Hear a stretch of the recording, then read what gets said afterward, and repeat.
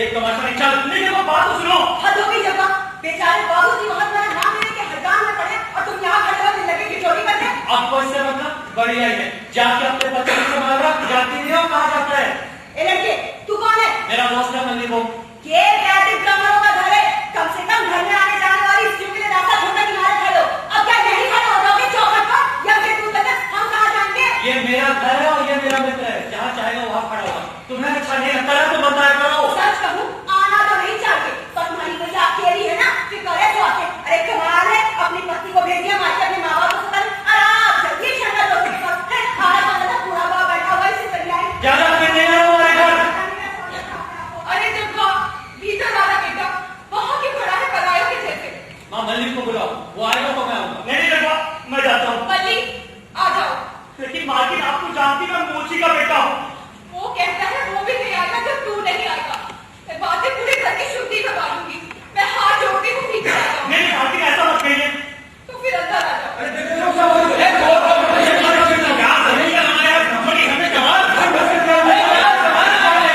यहाँ क्या कोई काला जादू हो रहा है? सुन लो तुम सब कान खोल के। ठीक, ये है मोती बम, गरिया मोची का बेटा, और अब ये मेरे घर में प्रवेश कर रहा है। करो अपना चक्कर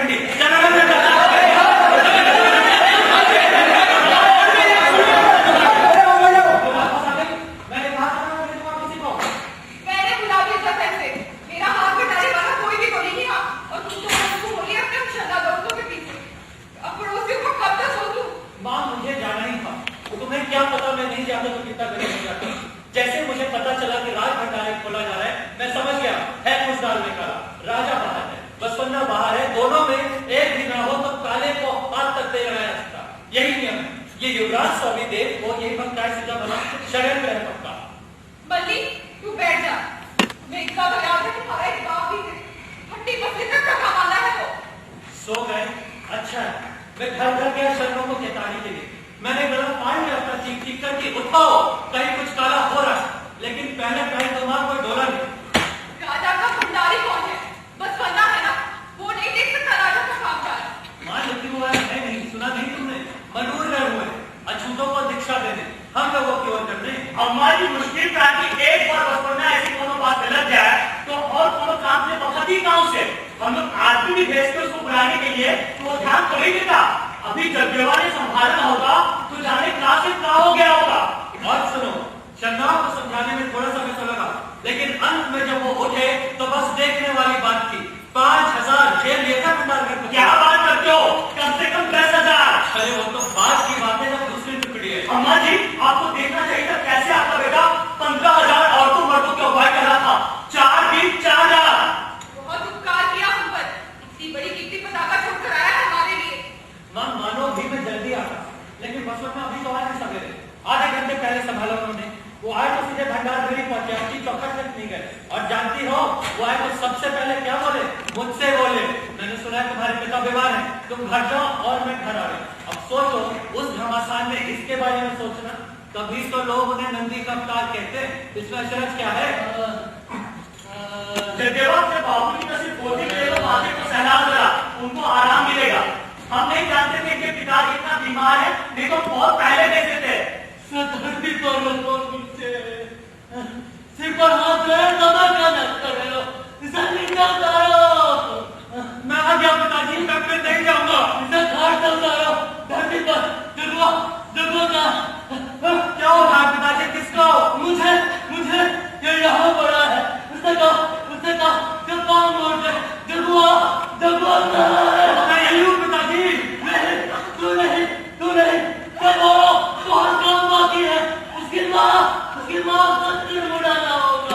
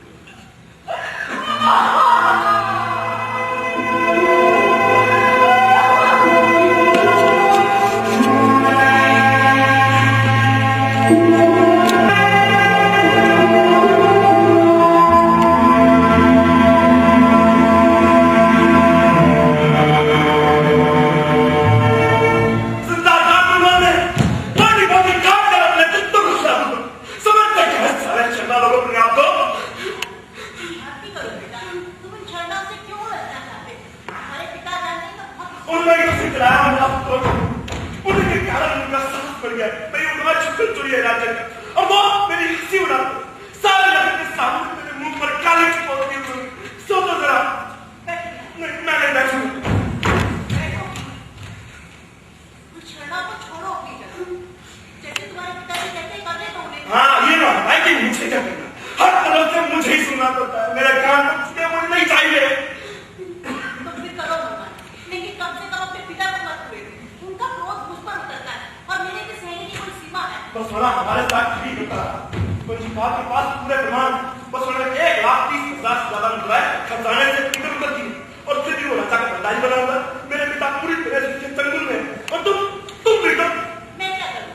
तुम क्या चाहते हो? तुम सोचते हो कि तुम्हारा पिता मेरी सुने? सुनना चाहिए क्यों नहीं? तुम्हारे ध्यान देने की बात है। बस तुम्हारे सपेरे बेटों का 18 की उम्र में सब मिल गया जो उनका मन था। उन दोनों का पूरा मान सुना और मुझे मैं महाराजा मिथिला की चहेती रानी का बेटा हूँ। मेरी उस समय चुड़िया वंश का खून दौड़ रहा है, फिर भी मेरे हाथ में क्या आया? घंटा। तुम्हारे सीमा में रहो एडी कौन? क्षमा करें देवी, कम से कम 15,000 लोगों की भीड़। आप देखी तो पता चलता उस भीड़ में कितना अनुशासन था, आज संयम था, उमंग थी, लेकिन कोलाहल नहीं था। पूरे 4 दिनों तक वे लोग घटाल को फिर रहे। जब बसवन्ना खुद आए तब वे लोग खिलाए। बसवन्ना के कहने उनके प्रभाव से चिंता होती है। मैं सोचता हूँ क्या वे लोग महाराज के लिए इतनी भक्ति दिखा सकेंगे? देखो मेरे विचार से बसवन्ना अवगणित तो हो सकते हैं, लेकिन महाराज से वो विमुख भी हो सकते हैं। मैं ऐसा नहीं समझती। हाँ मैं ही हुआ खड़ा है, मैं किस तरह उनके सामने उठता। जिस गति ने समाचार फैला सबसे सोच की बात तो यही है। हो न हो हमारे राज दरबार में गुप्तचरों का जाल बिछा है। नहीं क्या युवराज ने गुजरा भंडार के द्वार खोले और घड़ी बीतते न बीतते सेना की पूरी सेना खड़ी हो गई। बाढ़ की बेटे इतने जतन किए हैं तुमने, बसवन्ना के खिलाफ कुछ तो प्रमाण जुटे होंगे। देवी मैंने युवराज को पहले ही सावधान किया था कि बसवन्ना को उतने पानी में नहीं डुबाया जा सकता। अगर मान भी लिया तो हमने अपने आरोप प्रमाणित कर भी दिए तो भी क्या, उसके और बड़े अपराध अंधेरे में छिपे रहते नहीं। बड़े हाथी को पकड़ना है तो गड्ढा और गहरा खोदना ताकि वो उसमें पूरा का पूरा स्वामी मत तो पार लगी, स्वामी आ गए हैं। अरे आप ही मैं पहले सूचना देने लगी। क्या जल्दी से आगे तक हाथ तैयार करो। रानी माँ महाराज ये सब नहीं चाहेंगे, वो तो पहले ही उतर आ रहे हैं। प्रणाम पंडित जी, आप जाइए यहाँ से। आप जानते हैं कि महाराज को ये सब नहीं पसंद। ओम नमः शिवाय। छोटे राजा को यही रुकने को कहा है। किस गुप्त के रस्सी में लाएगी मैं आपको, मुझे जाने नहीं होगा। आप मेरी तरफ से कुछ खाना बना देना। तेरे लिए मेरे घर में मेरे साथ कैसा व्यवहार हो रहा है? जैसे मैं अपनी गलती को क्या होगा? मेरा भोज नहीं कहा। चुप रहा। क्या है? तू चुप रहना चाहोगे तो बोलो। घर तो पक्का बैठा है वो। आप ऐसे ही अंदर चले आए। राज अंदर छिड़काव भी नहीं किया। नजर तो उतरवा देते। रवा, अरे रवा। उनके सारे रवा रवा। इधर वो भूल कर। अच्छा, इधर दुपक कर बैठा है। साले औरतों की उसमें छुपा है? शर्म नहीं है? अरे पीछे क्या कुछ कर जाए? साले आपको मैं मदद जरूरी कर दो। अपनी कुलदेवता के नाम पर गुहार लगाती हूँ आपसे। ये बड़ा हो गया है। इस तरह से पानी पर दीजिए। चल रहे। क्या माँ के घर से खाली हाथ जाएगा? कलप्पा हमारे राजकुमार के लिए साड़ी और चोली लेके आओ जल्दी।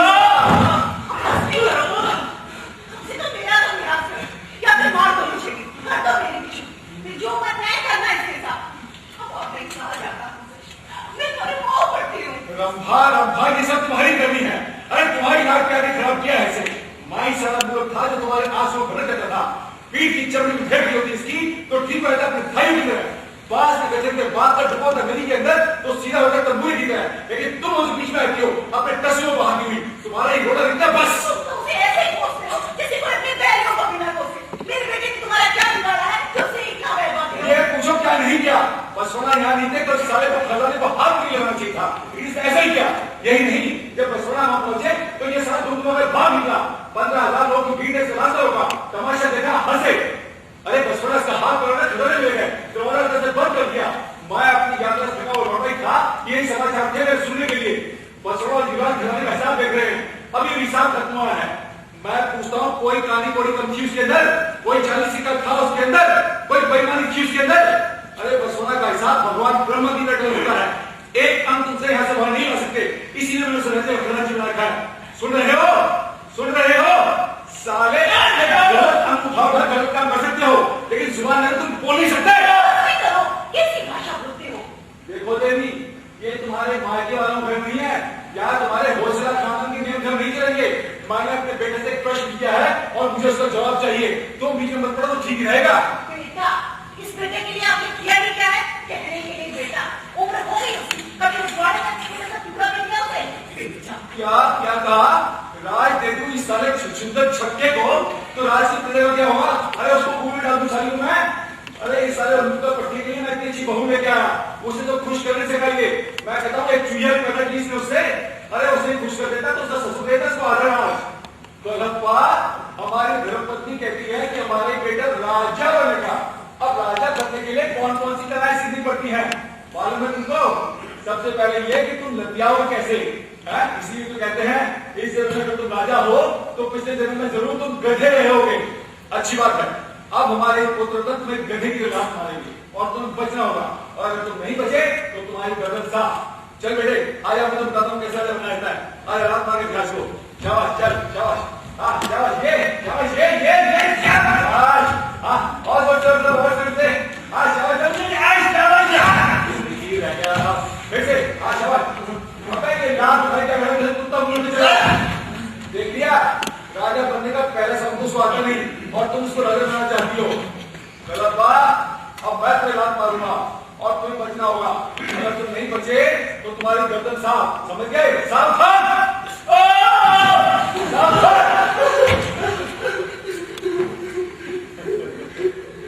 कलप्पा तुम भाग गए, इसमें तुम्हारा कोई कसूर नहीं।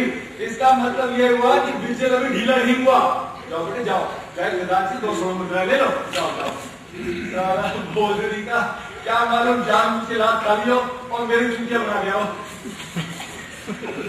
कितनी स्त्री आई और कितनी चली गई, कोई काबू नहीं कर पाई मुझे, और फिर आई तुम, और सारा संसार जानता है कि उसके बाद कोई नहीं आया, और तुम्हारी कोख से पैदा हुआ चिंतन छक्का।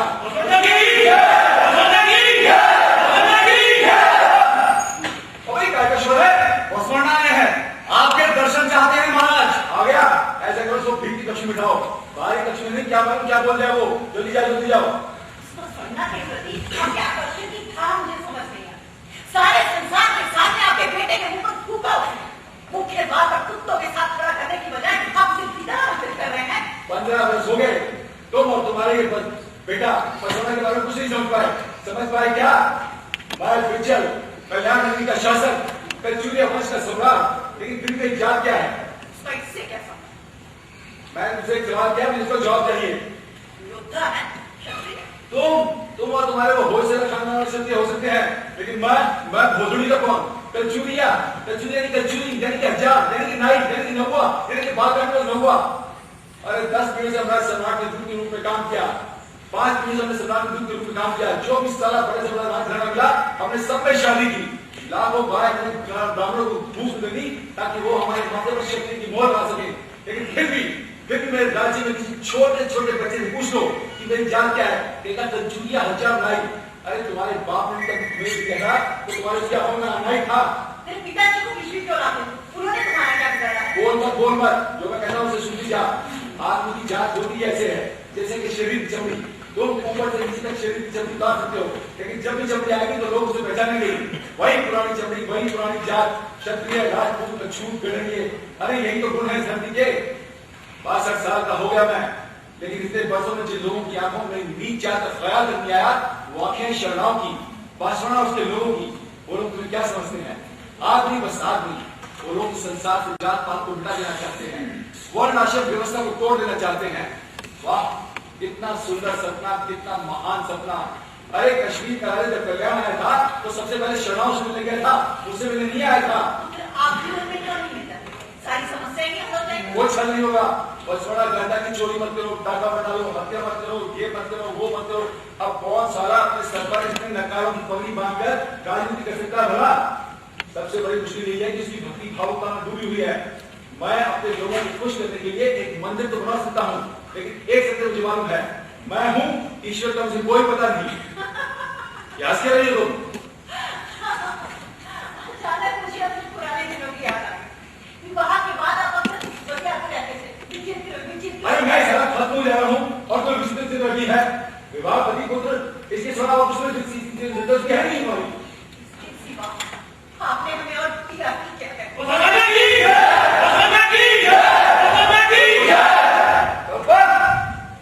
तो क्या है? नगर के सारे लोग बसवंडा को देखने मुड़ रहे हैं महाराज। क्या उन सारी होती को मालूम नहीं कि वो हिंगर नागरिक है? महाराज वे कहते हैं खजाने में कुछ हुआ है, आप तो जानते ही हैं। क्या वे कहते हैं बसवंडा ने कोई चमत्कार कर दिया है, इसी से भीड़ जमा हुई है बसवंडा को फिर से देखने। बसवंडा ने चमत्कार कर दिया, देख लिया उनके पट्टे, हो गया खजाने का चमत्कार।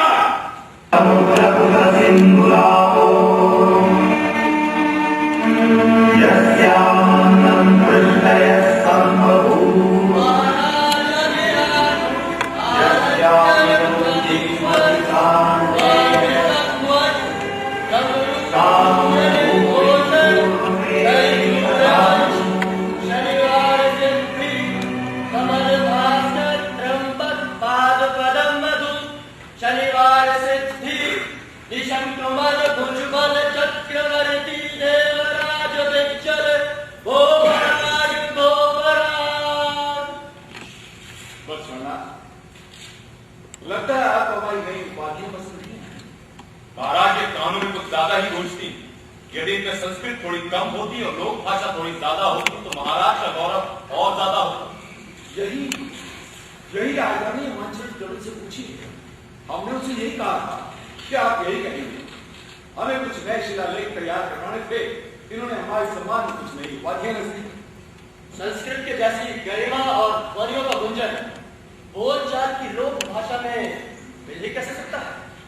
एक नया शिलालेख और उसके पक्ष में एक नया आयोजन, नए नए युद्ध होंगे, सैकड़ों नए योद्धाओं की समाधियां बनेंगी, उन पर हजारों नवीनी विधवाओं और अनाथ बच्चों का रुदन बढ़ रहा है।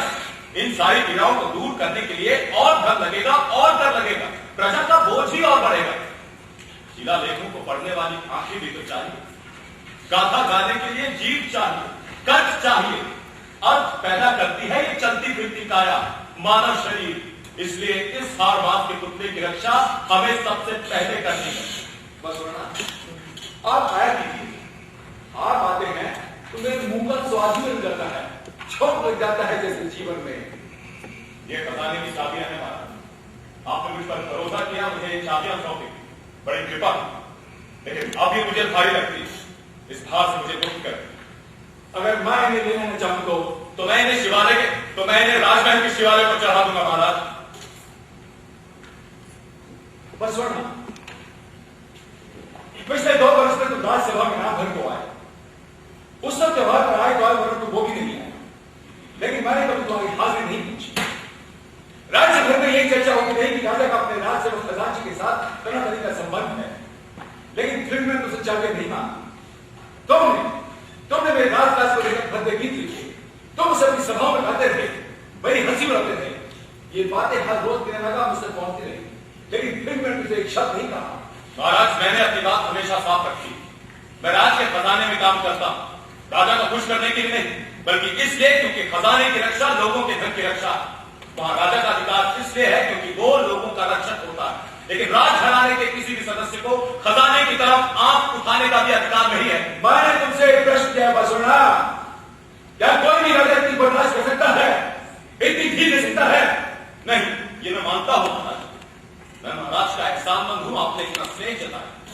तो बस मेरा भी तो है ही, तो हाथ पैर बांध कर नहीं आते थे मुझसे। महाराज मैं छोड़ना चाहता हूं, इसका दोष केवल राजकुमार को नहीं किया जा सकता। शरणाओं के बीच मेरी गोष्ठी का काम दिन ब दिन बढ़ता जा रहा है, मेरी जरूरत वहां ज्यादा है। तुम्हारी इसी बात से मुझे लगती है, तुम उसे राजकुमार कहने की जिद क्यों करते हो? ये उपाधि तो राजा के दोगे भी लगते हैं, तुम उसे युवराज कह सकते हो। युवराज तो सिंहासन का उत्तराधिकारी होता है, मैं नहीं जानता था आपने इसके लिए उसको कब चुना? अरे मैंने उसे चुना बिल्कुल नहीं मेरे भाई, उस साले को राज गद्दी उठाऊंगा तो बाकी साले 4 बच्चे बैठेंगे, बाल खाएंगे मुझे। लेकिन राजधानी में राजा का एक बेटा होने को तो युवराज का दस्तूर है। नया दस्तूर है महाराज, मैं नहीं जानता इस दस्तूर, वैसे क्या फर्क पड़ता है, उसे क्या कहा जाए? हाँ, युवराज कहकर बुलाने का मतलब है वो जिम्मेदारी से काम करे। तुमने शुरू कर दिया वही पुराना किस्सा। महाराज, इन बातों पर हमने बड़े जोश से विचार किया था आज से 15 वर्ष पहले। अब मैं वो सब तो दोहराना नहीं चाहता, लेकिन फिर भी राजकाज तो राजकाज एक कर्तव्य, एक तरह की जीविका है, लेकिन मनुष्यता की सेवा भी है। ये उत्तराधिकार नहीं है जो परिवार से फेंक कर दिया, बल्कि हक है जो कमाना पड़ता है और मिलने पर बड़ी लगन और बड़े जतन से निभाना पड़ता है। राज्याधिकार की जड़ें मनुष्य के गहरे विश्वासों और आस्थाओं से टूटती है महाराज। मैं जानता हूं, बसरा पर 15 वर्ष हो गए मैं चालुक्यों का सामंत था। मंगल गौर में चालुक्य सामंत राज का सामंत हुआ। मैं समझता था कि जीवन धन्य हो गया, लेकिन कभी मेरी मुलाकात आपसे हुई। आप तो करीब 20 वर्ष के थे, लेकिन आप बताया वर्ष पूरा हो चुका था। जन्म से नहीं होता, योग्यता से होता है, दायित्व से होता है। अचानक मैंने सोचा कि मैं राजा का दायित्व अच्छे ढंग से निभा सकता हूं। कल्याण की राजगद्दी पर जो भूत बैठा है उससे अच्छा चला सकता हूं। बस 5 साल की छुट्टी कर दी और खुद राजा में बैठा। लेकिन हाँ, ये सब आपको था। मैं नहीं जानता अपने शब्दों के ऐसे अर्थ मैं खुद भी लगा पाऊंगा या नहीं, लेकिन चिंता इसलिए होती है कि इसी सिद्धांत को आप अपने बेटे पर लागू नहीं करते। नहीं लागू करता, क्योंकि वो मेरा बेटा है। सुना तुमने, मेरा बेटा। तुम क्या समझोगे कि बेटा क्या होता है? बस सुना, इस कल्याण नीति में 1,96,000 क्षमा है। हर रोज सुबह 2 दिन तुम्हारे नाम के दिए जलाते हैं, क्योंकि तुमने उन्हें जीवन में उजाड़ किया है। वो सब ये भी जानते हैं कि तुम्हारे दिए एक संतान है, लेकिन कहां है वो, क्या नाम है उसका, तुम्हारे आधे लोग भी नहीं जानते।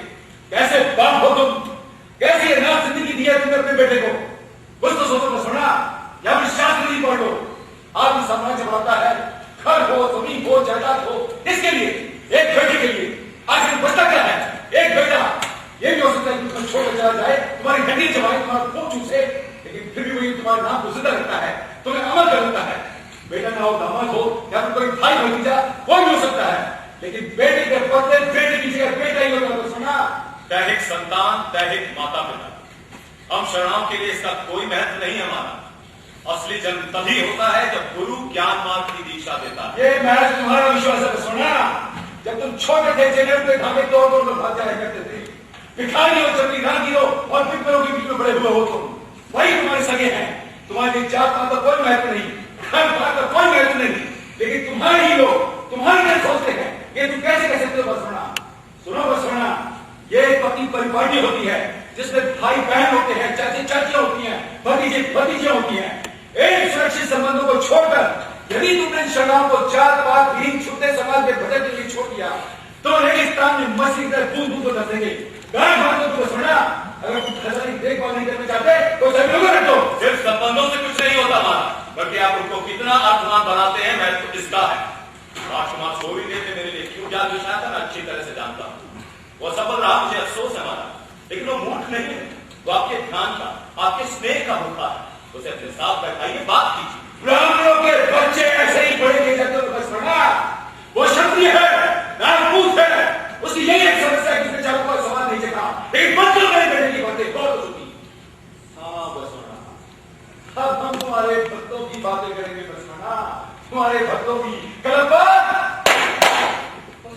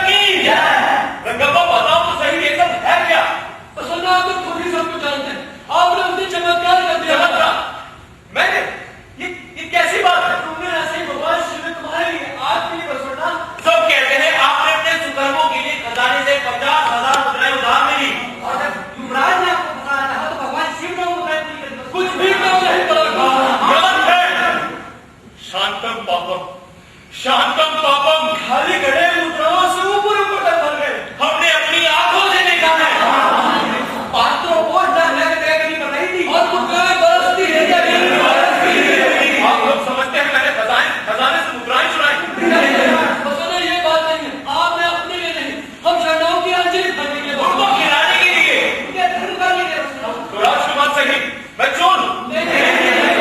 आप ऐसे महान को लांछन करे, बदनामी करे तो हमारी जीभ पर कीड़े पड़े। हमें ऐसे में तुम्हें आगे और प्रश्न नहीं सके।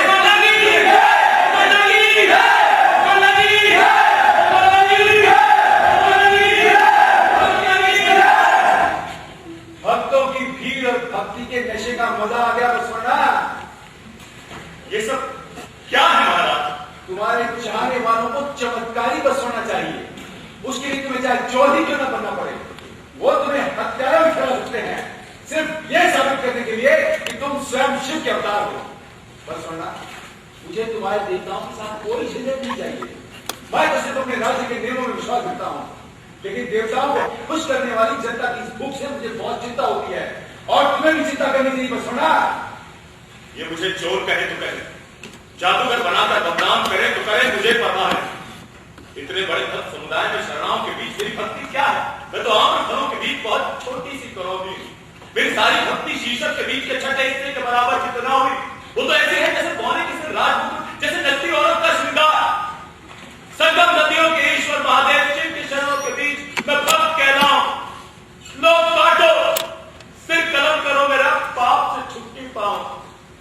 आप घर जाना चाहेंगे बसवण्णा? नहीं महाराज, मडूर गांव से बुरे समाचार मिले। अभी चलूंगा तो दिन थले पहुंचूंगा। कलप्पा, बसवण्णा के साथ 2 टुकड़ियां भी जाएंगी। महाराज, मुझे रक्षक नहीं चाहिए। बसवण्णा, वहां भक्तों में भक्ति का नशा उमड़ रहा है। तुम तो चमत्कारी हो, कुछ भी कर सकते हो, लेकिन अगर तुम्हें कुछ हो गया तो मैं दूसरा चमत्कार नहीं संभाल पाऊंगा बसवण्णा। बांधो हे बांधो संगम शंकर, संगम शंकर। काटो मनुष्य मनुष्य के भेद भयंकर विषधर। ऊंच नीच पर छोट नहीं कर हर हर हर। बांधो सबके प्राण प्रेम की धारा में, संगम शंकर, संगम शंकर। हे मुक्त करो भेदभाव की करो। हे मुक्त करो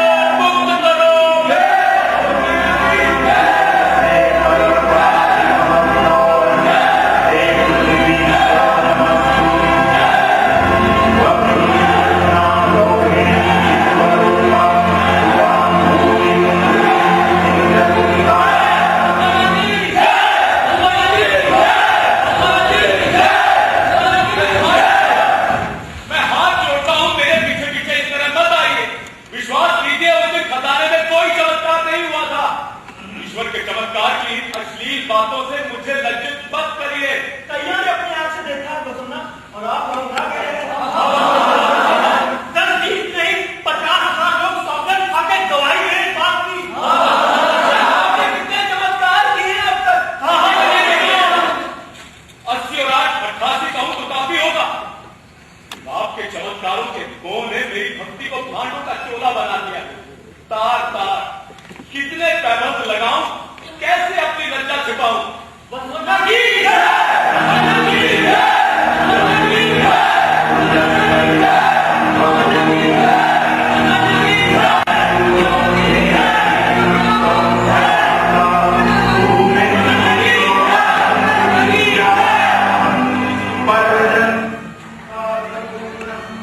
बनूर गांव से मैंने उनकी बीमारी की खबर सुनी थी। सोचा था कल्याण आते ही उनसे मिलूंगा, लेकिन बीच में ही तहसीलदारी की घटना हो गई, दर्शन नहीं कर सका। शिव अच्छा। पहले तो कई बार मेरे पति के साथ यहाँ आते थे, लेकिन काफी अरसे से नहीं आए। बड़े आदमी हो गए। अब मैं क्या करूंगा? लोग आपके प्रभाव में हैं। लोगों का कहना है कि स्वयं भगवान शिव आपके लिए चमत्कार करने के लिए तैयार रहते हैं। भगवान ने कभी हमारे लिए तो कुछ नहीं किया, और हम इसके लायक भी कभी। अम्बा, आंसू किस लिए? तुम्हारा बेटा है जगदे। हाँ है तो, लेकिन रहेगा भी पता नहीं। तुम यहाँ किसके आए हो बसवण्णा? मैं तो इसी भय के बारे मरी जा रही हूँ। आज मेरा बेटा फिर से घर में है, वो अपनी घरवाली को भी ले आया। लक्षण तो लगते हैं कि फिर से घर गृहस्थी में लग जाएगा। तुम उसे ले जाने आए हो। आज की ये श्राद्ध पूजा पूरी हो जाने दो, चूल्हा चौका पूरा हो जाने दो, घर की शुद्धि हो जाने दो।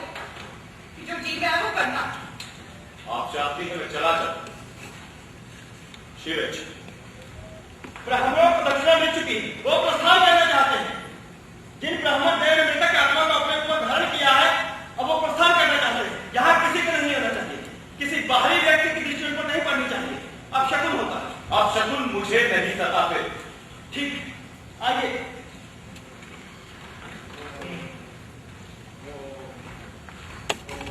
जगवा जाओ के पीछे पीछे, जहां जहां आपके पक्षी ने पड़ते हैं वहां वहां गोबर का लेप करो, शुद्धि के लिए। बसवन्ना, जाइएगा नहीं, मैं बस अभी आता हूं।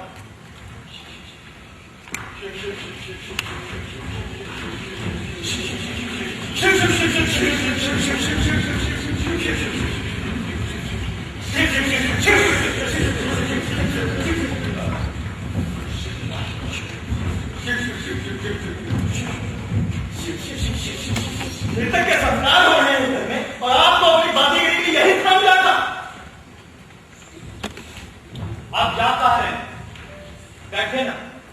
आप मुझसे गुस्सा है क्योंकि ये जने मुंडन चोटी नहीं, आपको बहुत ही हास्यास्पद लगता होगा। ये कर्म काटी तबाही जो मैं सोचता हूं उसका महत्व नहीं।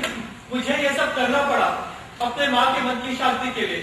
मेरे पिता अंतिम समय में मेरे नाम की रट लगाए थे, उनका गला रूठ गया लेकिन मैं नहीं आया, और पिछले 11 दिनों से मैं आह्वान करता रहा। 2 विचित्र पत्थरों के बीच अपने रथ के प्रेत को पुकारता रहा। है ना उल्टी बात, मैं ऐसा ही, मेरे पिता भी ऐसे ही थे, जीवन भर कर्म कांड तपस्या साधना, लेकिन जब मृत्यु आई तो उसका सामना नहीं कर सके। वो डर गए थे, भय से रोते थे। क्या मेरे जीवन कांड भी ऐसा ही होगा? भय व्यर्थता सफलता की गाथा जैसा। अपने मन के भय को स्वीकारने के लिए और बड़ा साहस चाहिए। यदि कोई कह सके मेरा भय ही मेरा सत्य है, तो हो सकता है यही उसकी अंतिम विजय हो। आपको जाना कहा है? जब तक मैं यहाँ हूँ वो लोग तुम्हें चैन नहीं लेने देंगे, और फिर दिन छपने से पहले मुझे मडूर गांव भी पहुंचना है। बस वरना मुझे आपसे बहुत बातें करनी। आपको आज मडूर जाना ही है। हाँ, हमारे कुछ युवकों ने वहां के जैन मंदिर पर कब्जा कर लिया। उन्होंने घोषणा की है कि दिगंबर मूर्ति को तोड़कर उसका शिवाला बना देंगे। स्थिति बहुत बिगड़ सकती है। फिर वही पुरानी कहानी, और आप वहां जाकर क्या कर लेंगे? मुझे पता है, कब ही लोगों को डांटेंगे, उन्हीं को कोसेंगे, उन्हीं को दोष देंगे। आपको क्या पता इन ज्ञानियों में कितना उत्साह है जानबूझकर। हिंसा गलत है, चाहे जितना भी उकसाया जाए, और हिंसा पर उतरना क्योंकि पहल किसी और ने की थी, ये तो और भी गलत है। ईंट और गारे की बनी इमारत के नाम पर हिंसा मूर्खता का स्मारक बनाना। धनवान बनाएंगे भगवान शिव के लिए मंदिर, ये गरीब क्या करेगा? ये पांव, यही स्तंभ है, ये देह मंदिर है, ये मस्तक ही है स्वर्ण कलश। ओ संगम नदियों के महादेव, जो कुछ भी स्थिर है ढह जाएगा, जो कुछ भी गति में है केवल वही में सदा रह जाएगा। आपने सुना नहीं, अबलूर के संत एकांती जैन ने जैन मंदिर पर आक्रमण किया। उन्होंने विदर्भियों को वहां से बाहर निकाल दिया और एक चमत्कार दिखाकर मंदिर पर अपना अधिकार जमा लिया। उनका मस्तक मंदिर के चारों ओर एक कबूतर की तरह उड़ा करके बता। ये जीवन विलक्षणताओं से भरा पड़ा है, फिर हम और चमत्कार क्यों चाहते? उस दिन तहसीलदारी में कोई चमत्कार नहीं हुआ। नहीं हुआ, मैं जानता। जब तक मैं वहां था इसकी चर्चा तक नहीं थी। दुख की बात है लेकिन सच, शरणाओं के बीच में भोले मूर्खों की कमी नहीं। मुझे बताइए, चमत्कार वाली बात किसने कराई? आपने तो नहीं, तुमने पूछा, तुम्हारे मन में है ये बात? मैंने तहसीलदारी के घराव में अगुवाई की थी।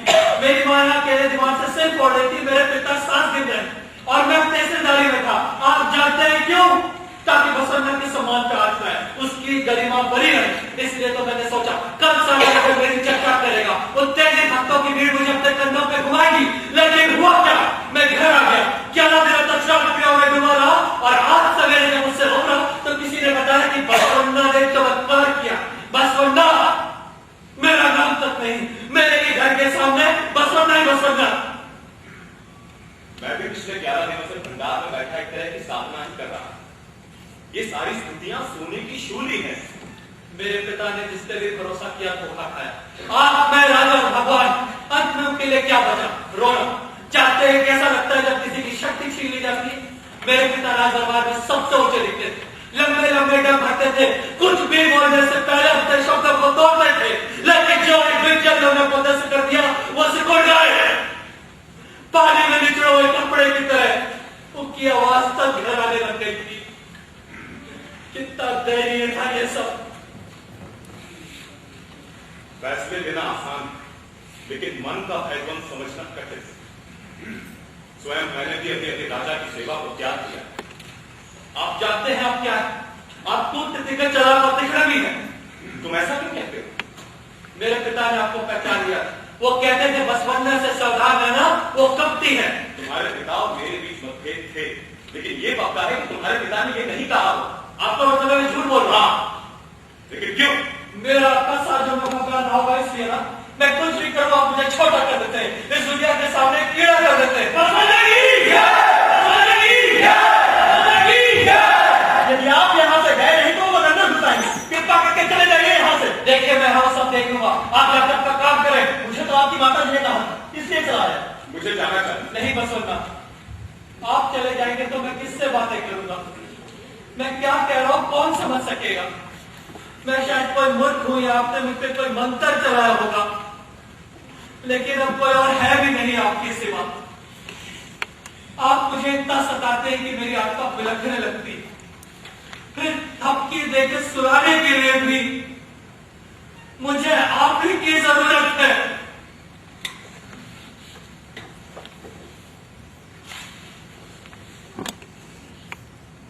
कोई भी अपने आप में स्वतंत्र नहीं। ईश्वर ने हम सबको एक साथ बांध दिया है, एक ऐसे सूत्र में जो हमारी समझ से परे है। एक बात का सुन, मैंने अब तक किसी से नहीं कही। एक रात मैं और रहस्यवादी संत अलम्ब प्रभु बहुत देर तक बैठे बातें करते रहे। मैं जानता हूं वो थोड़े से लोगों से हैं जिन्होंने परम पद प्राप्त किया है। घर में सब सोए थे, सन्नाटा, अंधेरे में दिया जल रहा था। मैंने उनसे पूछा ये मैं क्या, मैं इसे कैसे पहचानूं? उन्होंने उत्तर दिया, मैं देख। और ठीक उसी क्षण मेरे देखते ही देखते उनकी सारी जीवन लीला उनके तेज से निकलने लगी। छाया पंक्तियों की तरह, पंक्तियों के बाद पंक्तियां, उनका जन्म, बचपन, उनकी जवानी, वनवास में लगती कामता के लिए उनकी मृत्यु, कामता की वासना, और एक गणित कंकाल के हथेली पर एक शिवलिंग मिला। घटनाओं का ताता एक विशाल शून्य जिसमें मैंने अपने को भी देखा, अपने साथियों को भी। सभी कुछ न केवल साधारण या सामान्य, पवित्र, सुंदर, बल्कि साथ साथ भीषण, विभत्स, राक्षसी और कुरूप, कल्पनातीत था सब कुछ। जैसे किसी नदी में बासंती पुष्पों के साथ साथ गलित मांस, कटे हुए अंग, उखड़ी केश राशि, पीठ, मवाद, सुगंध, दुर्गंध परस्पर निकली हुई। मैं सह नहीं पाया, नहीं मान सकती, आप नहीं है। मैं चिल्लाया, मुस्कुरा के बोली, तुम देख रहे हो। और फिर अचानक ऐसा हुआ कि उस आलोक में विभोर हो गया और मैंने अपनी आंखें बंद कर दी। जब मैंने आंखें खोली, वे गहरी नींद में सोई थी। हमने दूसरे दिन या फिर कभी इसके बारे में बात नहीं की। अब ये स्मरण करके कंबल का अनुभव हो रहा। ये सब आप मुझे क्यों बता रहे हैं? नहीं जानता क्यों, तुमसे कहने का मन हो।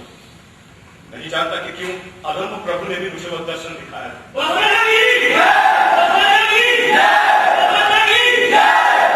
बसवन्ना, हम पे कृपा करें। आपके भक्त आपके लिए पत्थर बरसा रहे हैं। मैं आपको कष्ट नहीं देना चाहता, लेकिन लगता है कष्ट ही दे पाया। लगता है मेरे अस्तित्व का यही भंग हो गया। शरणों शरणा।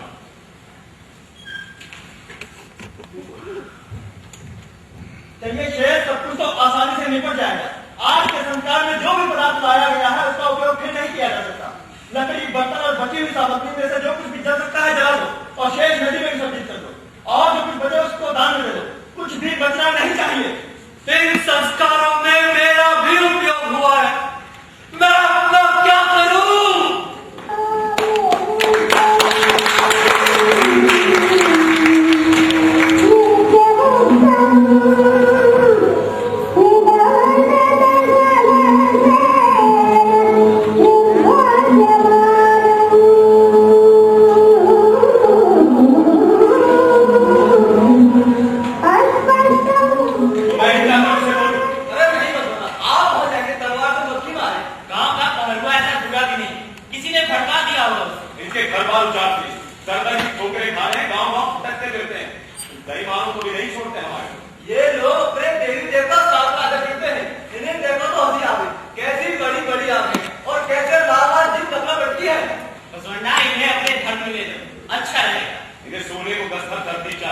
टप्पा चाहिए, सर छुपाने को, धर्म की बात में। शरणों शरणा। प्रणाम। बहन गंगा, ये आदिवासी लोग आंध्रा की लड़ाई है क्या? कोई तो कह रहा था कि झुंड के झुंड आए हैं गाँव में। हाँ, लेकिन हमारे लोग इन्हें गांव की सीमा में घुसने नहीं थे, क्योंकि ये लोग दीन जात के। सच पूछो तो दलितों को दबाने में हम भी किसी से कम नहीं। बसवंडाना के बाप दादा के खजांची थे तो ये सब यूं हो जाता था, लेकिन तब भी हमारे शरणा लोग आपकी पीली उड़ाते थे, क्योंकि आप संसार की इज्जत की चाकरी में जो थे। छोड़ो, ये सब तो होता है। क्या करें? अब कौन आने वाला है? वही कुका शक्ति को आना, कोई घरेलू झगड़ा का चाहता था, मैंने कहा वो अभी आए नहीं, तो जो आए हैं उनसे तो सुन लो। आप लोग मुझसे मिलने आए? देखिए, मेरा एक हिसाब है। हमारे यहाँ जो भी मुस्कुराते चेहरे से आता है तो वो इनका मिलने वाला, और जो माथे पे सलवटी दिया आता है तो वो मेरा मिलने वाला। आप सब मुस्कुरा रहे थे, हंस रहे थे, तो मैंने सोचा जरूर बाबा बात क्या है।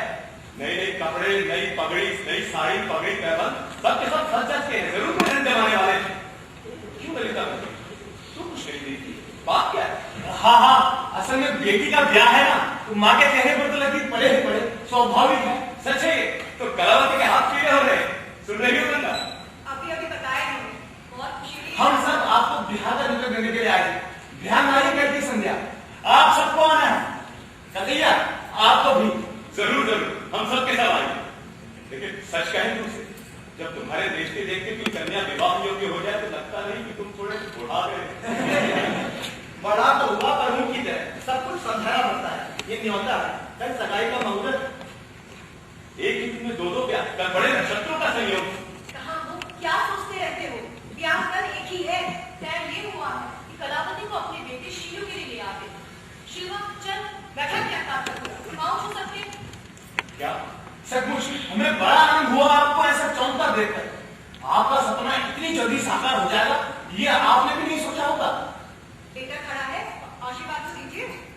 कल्याण, हमारा आशीर्वाद सदा तुम्हारे साथ। अब बड़ों से आशीर्वाद। हम सब लोग यहाँ ये सोच करके आए थे कि आप लोग ये समाचार सुनेंगे तो बहुत खुश होंगे, लेकिन आप दोनों चुपचाप। कन्हैया, इस बच्चे को आशीर्वाद देने के लिए आपका हाथ नहीं उठाए। मधु बरस, अरे आपने ठीक से विचार किया है, ये कोई छोटी बात नहीं। आप कहने नहीं चाहते हैं कन्हैया, ये हमारी छोटी बेटी है और वो भी हमारा बेटा।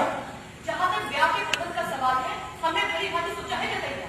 एक शरणा का बेटा एक शरणे की बेटी से ब्याह करे तो सोच विचार की जरूरत नहीं होती, मगर अब सोच विचार की जरूरत होगी, क्योंकि ब्राह्मण की बेटी का ब्याह चमार के बेटे से, यही ना? हम नहीं जानते ये सब। बहन कल्याणी, ऐसे मत बोलो, तुम तो जानती हो कि मेरे पति ऐसा सोच भी नहीं सकते।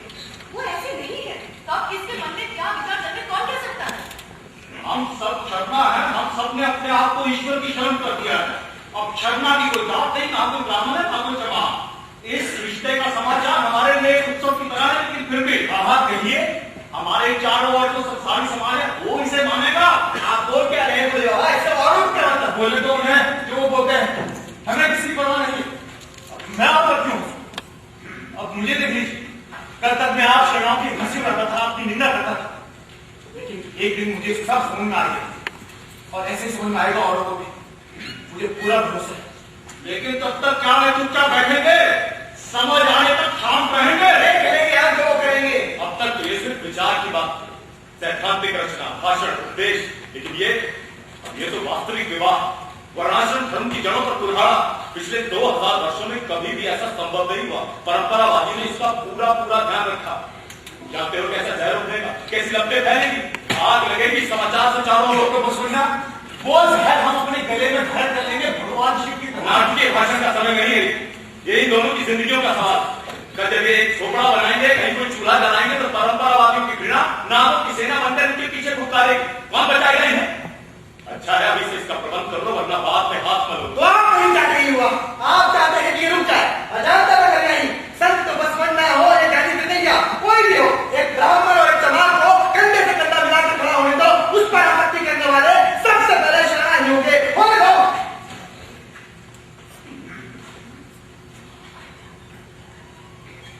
किसी दिन ये वर्णाश्रम धर्म, जात पात का ये सारा ताना बाना ध्वस्त होगा। हर कोई अपने आप को केवल शरण मानेगा, हक मानेगा।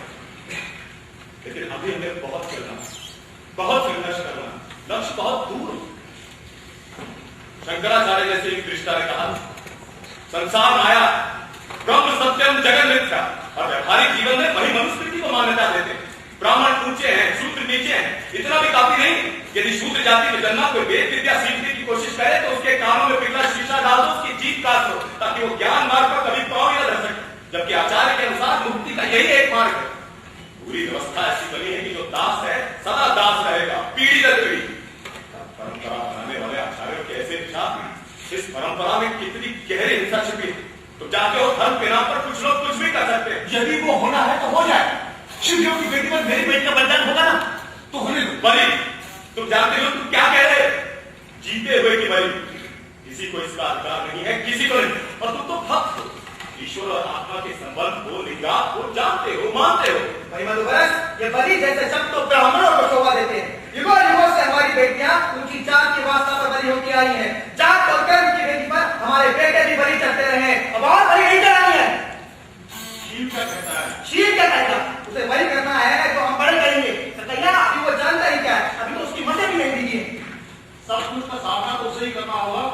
शिव, बच्चे तुम बताओ, तुम्हें ये सब स्वीकार है? तू तो क्या देखता है? मेरी तरफ देख। मैं बेटी कराती, तू जा अपनी सहेलियों के साथ खेल, हम तुझे बाद में बुलवा लेंगे बेटा। हाँ, बोलो। मैं ये प्यार नहीं करना चाहता। शील, जानते कि तू क्या बोल रहा है? ऐसा क्यों कहते हो? कलावती अच्छी नहीं लगती? सिर्फ ये क्या कहते हैं, तो ऐसी है जैसे फूल सुकुमारी। तो फिर मैंने अम्मा बाबूजी को बता दिया है। हमें दाव करना है क्या? मैं उसे तकलीफ नहीं देना चाहता, उसकी जिंदगी खराब हो जाएगी। वे सब उसे चिढ़ाएंगे, जमात की भाभी, जमात की भाभी। कौन चिढ़ाएंगे? हमारी गली के बच्चे। नाव के बच्चे? हाँ बाबा, एक और बात है, मुझे अपना काम भी नहीं छोड़ना। वीडियो बनाने में बुरा क्या है, वीडियो बना।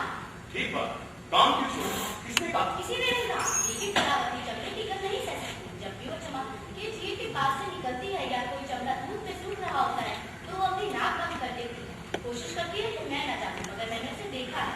तो फिर वो पूरा सीजन कैसे काटे? आदत पड़ जाएगी और कैसे? मसाला में बहुत देर से चुप बैठी हो, बहुत ठीक। शीत पीना है पीना, बहुत समझदार, बहुत ही कोमल। सारे भावना में नहीं मिलेगा मुझे ऐसा लड़का। लेकिन वो ठीक कहता है।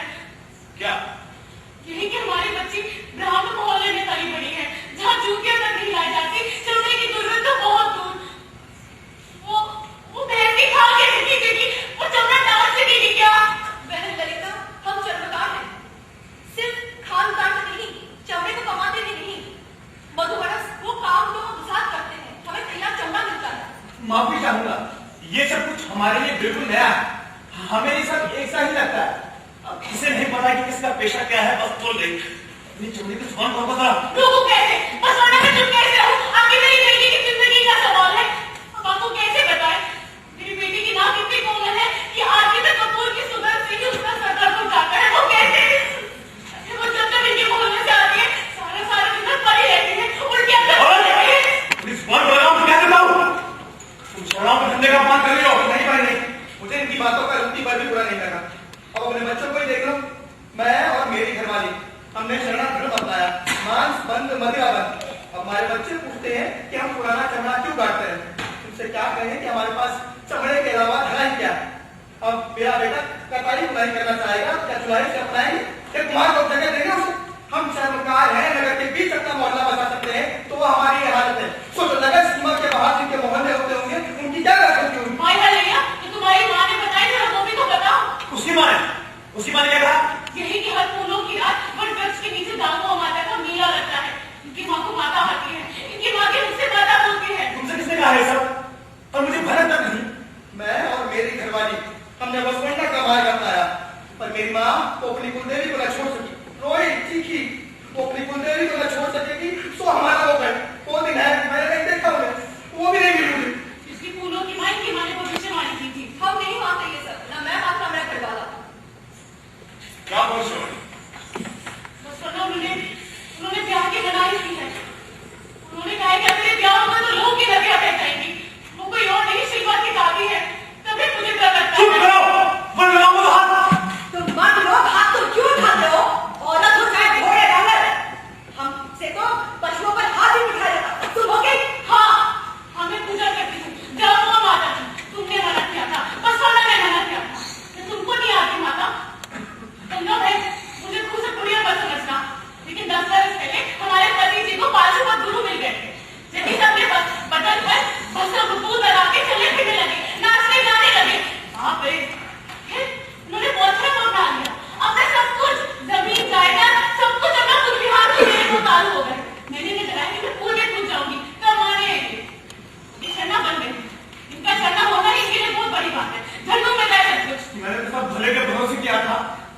जानती हो? मारे भरोसा गंगा भाई, मैं बताती हूँ। हमने सरला विवाह द्वार नहीं किया था, हमारी दीक्षा भी पूरी नहीं हुई थी, हमने इसी की परिक्रमा भी पूरी नहीं की थी कि मेरे पास शिवा खुल गया। बोले ये हमारी कलावती के लिए सबसे योग्य वर है।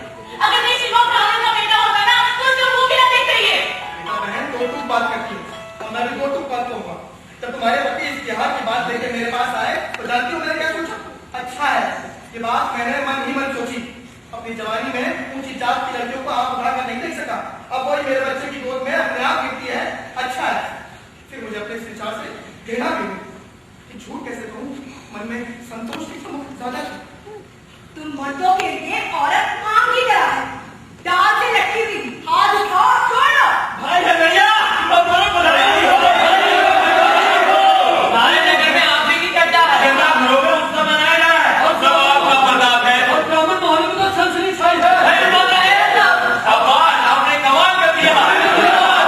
सुनना एक बात है, पूछूं, गलत नहीं समझिएगा। बात ये है कि हमें संबंध का समाचार मिला, बहुत खुश हुए हम लोग। ये भी पता चला कि दोनों कुटुंब आपसे मिले यहाँ आए। स्वाभाविक है, हम सोचे आशीर्वाद के वही लौटेंगे। सो हम गुलाबा के लिए तो इंतजार करते रहे, लेकिन ये लोग तो लौटे ही नहीं। लगता है बड़ा शानदार हुआ है। अच्छा था हमारी प्लान ऐसे कोई महासभा नहीं लगी थी यहाँ, ये हमसे आशीर्वाद देने आए थे। यही तो हमने भी सुना, साफ है कि बसवंत ने आशीर्वाद ही नहीं दिया। देखो भैया, ऐसे लांछन लगाना बहुत गलत बात है। अच्छा लांछन हमने तो नहीं पूछा। दिया ना, बस जरा तेरे से थोड़ा अटक गया। चलो ठीक है, जो होना था वो हो गया। अटक गया ये समाचार सुनते ही मैं आनंद से भर गया। समझ नहीं आया हसूट की रोक। भगवान शिव की लीला, हमने जो भी प्रार्थना की थी, जो भी सपना देखा था, वो अचानक साकार हो गया। लेकिन साथ ही साथ डर भी लगा मुझे। इसीलिए आप जांच पड़ताल करना चाहते हैं। कोई पड़ताल नहीं, तनिक सा विचार। क्या आप कह रहे हैं? आपको डर क्या है? ये कोई मामूली संबंध नहीं, क्रांति है। क्रांति के लिए पूरी तैयारी चाहिए। हमने पूरी मेहनत नहीं की, हमने लंबी मेहनत भी नहीं की है, हमने वो औजार तैयार नहीं किए। अन्याय की जड़ें शताब्दियों कह रही है कि पकड़ बहुत मजबूत है, इन्हें उखाड़ने के लिए जो हथियार चाहिए अभी हमने नहीं बनाए। मैं इसलिए सोच समझ कर कहता हूँ, अभी हमें रुकना होगा, अभी वक्त नहीं हुआ है। तो एक जनता का सम्मान एक ब्राह्मण घर में हो, इसके लिए कितनी और फिर हमको करना पड़ेगा। तुम्हारा मतलब विवाह होना ही नहीं। साहब ने उपदेश देते रहे कि जात पात सब पाप है, हम भी आपके पीछे नारे लगाने लगे। और जब वक्त आया है तो आप चाहते हैं कि हम तुम दबाकर भाग जाए, दुनिया क्या कहेगी? ये कोई सैद्धांतिक समस्या नहीं है, जीते जाते हार मास वाले मनुष्यों का सवाल है, इन दोनों बच्चों का सवाल है। दुनिया क्या सोचती है इससे कुछ लेना देना नहीं। बस एक बात है, हमें वही करना चाहिए जो हमें ठीक लगे। तो हम सब भाई बंधु मिलकर विचार आप नहीं चाहते कि इस फैसले में पूरा समाज भाग ले। शील और कलावती का विवाह हो या नहीं, इसका फैसला उनके परिवारों पर है। वो यहाँ आए, उनसे पूछा, मैंने और ककैया ने राय दी जो हमें ठीक लगी, लेकिन अब फैसला उनके परिवारों पर है और उन पर किसी भी तरह का दबाव डालना अनुचित होगा।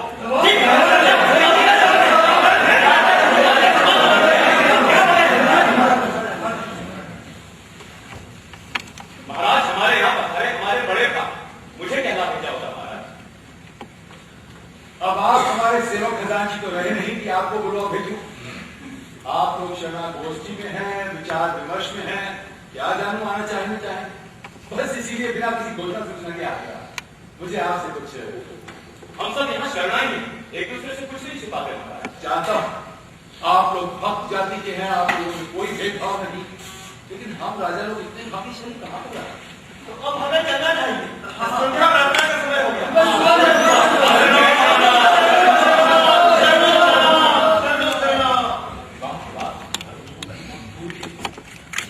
बहन रंभा कैसी? क्या बताऊं बहन, इलाज चल रहा है, थोड़ी सी ठीक रहती है, फिर वही दर्द शुरू हो जाता है। राजीव, मैं न साहब। अरे नहीं, आपको मेरी हालत देखी रही है। इतने वर्षों के बाद महाराज हमारे घर पधारे, ना ही बदल गया। आप तो जानते ही महलों में क्या होता है, कान कान कान चारों तरफ कान। कम से कम आपके घर में बीमारी तो नहीं फैली ना? महाराज जहाँ दरवाजे बंद हो तो कान तो खड़े हो ही जाते, तभी तो हमारे यहाँ पे दरवाजा ही है। मैं दरबार से महल की ओर जा रहा था कि रास्ते में ब्राह्मण छुड़ लिया, चीखता चिल्लाता, शोक में ब्राह्मण को छाती पीटते विलाप करते जरा कम ही दिखता है। तो जाति का वो कैसे हो सकते थे? सूर्य से हाथ रोक दिया, आप शकुन हो गया, विवाह रुक गया, क्यों ठीक है ना? महाराज इस विवाह को रोकना मेरे हाथ में नहीं है। विवाह रुका तो सही, वैसे रुकता ही जाता है। जहां तक मैं जानता हूं नहीं रुका महाराज। नहीं रुका, क्या कह रहे हो? कहीं तुम सिखा तो नहीं गए? इसका मतलब ये हुआ कि 16 वर्ष तक जो लोग तुम्हारी खपवाई के रहे, आज तुमने उनकी ब्याह मानी तो उन्होंने फिर की तरह अपना रंग बदल दिया। तुम्हारे चेले तुम्हारी बात नहीं मान रहे। मेरा कोई चेला नहीं है महाराज, कोई मेरी बात मानने को मजबूर नहीं है। अच्छी बात है, जो तुम नहीं कह सकते उसे मैं कर दूंगा। मैं इस विवाह को ही रोकूंगा। लेकिन महाराज आप अच्छी तरह जानते हो कि ऊंची जात वाले इस विवाह को हरगिज बर्दाश्त नहीं करेंगे। विवाह मंडप में घमासान हो जाएगा, कल्याण की सड़कों पर लाशें बिछ जाएंगी। बाप किसी का प्रायश्चित कोई करे, चिड़ियों के पंख जला दो क्योंकि सांपों को उनकी उड़ान से ईर्ष्या होगी। ये विवाह नहीं होगा, सुनो तुमने, इस बारे में और कोई तर्क नहीं सुनना चाहता। महाराज कृपया करके मेरी आखिरी बात सुन ले। यदि राजा इस विवाह को रोकेगा तो मैं सीधा राजमहल जाऊंगा, राजमहल के सामने बैठकर धरना दूंगा। जब तक आदेश वापस नहीं होगा मैं बैठा रहूंगा। अवश्य बैठो, अकेले क्यों बैठते हो? अपने साथ कुछ शर्मों की गोलियों को ले जाओ। मैं किसी को साथ लेकर नहीं आऊंगा महाराज, लेकिन हो सकता है कुछ लोग अपने आप चले। क्या क्या मतलब तुम्हारा? ओ हाँ, ये तो होगा ही। अगर तुम अकेले जाओगे तो तुम्हारे साथ वो 1,96,000 शब्द जाएंगे। कुछ करने की जरूरत नहीं, सिर्फ हाथ का हाथ करके बैठ जाओ, सारा काम ठप, सारा जिंदगी चौक है। लेकिन तुम क्या समझते हो? फिर भी यहाँ की जनता कई बड़े विवाह को स्वीकार करेगी, एक गले से राजा भी विवाह को स्वीकार नहीं करेगा। 16 साल तक किसी राजा का भंडारी रहने के बाद तो कोई मूर्ख भी इस बात को समझ सकता है। एक बात तो समझना मत सुनना, यह मत समझना कि इस गति पर मैं सिर्फ अपने बाल नौकरी के लिए बैठा हूं। 16 साल तक तुमने मेरे साथ काम किया है, तुमने अपनी यूं पहचाना नहीं। तुम और तुम्हारे शरण लोग अपने आप को समझते क्या? तुम समझते हो कि कल्याण यदि तुमसे भर गई तो तुम जब चाहोगे, जो चाहोगे, जैसा चाहोगे वैसा कर दोगे। जब चाहोगे लेकिन बाम रोक दोगे, उसे धक्का दे दोगे। मैं पिक्चर कोई और नहीं सुना तुमने।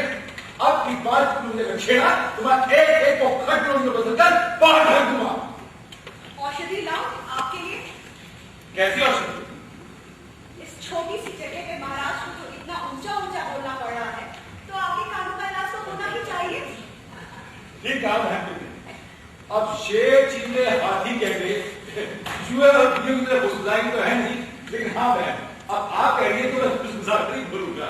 इसे काली मिर्च के साथ लीजिएगा, महाराज के लिए इस घड़ी अच्छा रहेगा। बस सुना, मैं तुम 1,96,000 शरणों के लिए अकेले ही काफी हूं, लेकिन तुम्हारी ये स्त्रियां बस यही मेरे हथियार छूट जाते हैं। हाँ बहन, एक बात और, मैं कहीं भी जाऊं, मुझे कुछ भी दिया जाए, मैं उसकी एक बूंद कलत्वा के गले में डालता हूं, ये देखने के लिए कहीं वो कुत्तों की तरह छटपटा तो नहीं रहा। लेकिन देखिए, आज आप मेरे में तो खुद ही रहा हूं। तो और लाती हूं।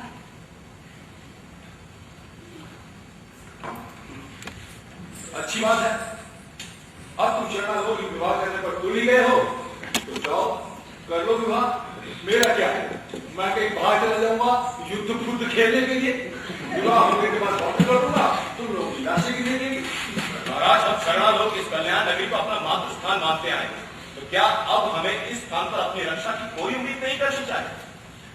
मैं आपको बता दूं महाराज, हम आपको और तंग नहीं करेंगे, हम सबके सब स्थान छोड़कर कहीं निकल जाएंगे। कहा? भगवान शिव की इच्छा से आए वो ही ले जाएगा कहीं। बस सुनना, क्या तुम्हें विश्वास है कि तुम्हारे साथ ये 1,96,000 शरणा लोग अपना घर बार छोड़कर जंगल में भटकने के लिए तैयार हो जाएंगे? ये फैसला हर किसी को अकेले अकेले ही करना है महाराज, अपने अपने विश्वास की बात। लगता है इस स्थान पर हम बहुत ज्यादा समय के लिए जम गए, शायद हमें जंग लगा। ये उसी का इशारा है कि वक्त आ गया। अच्छी बात है, जाओ करो विवाह। मैं तो रहूंगा नहीं, क्योंकि तुमने जगह रखा, मैं तो हिल भी नहीं सकता। लेकिन हाँ, एक बात अच्छी समझ में आ गई कि तुमसे बड़ा स्वार्थी मैंने जिंदगी में नहीं देखा। तुम्हारी तो बस तुम्हारे सपने और ये आवाज तुम्हारी शरणा लोग है। तुम्हारी मित्रता स्वामी पति और प्रेम तो कोई महत्व नहीं, बस यहीं से तुम्हारे और मेरे रास्ते अलग होते हैं। हाँ बस एक बात और, अब तुम शरणा लोग मुझसे भूल ही हो तो अच्छा है। तुम तो जानते ही हो, मुझे अगर छेड़ा तो मैं कितना भयानक हो जाता हूं। जगदेव, मल्लिक, कहां क्या?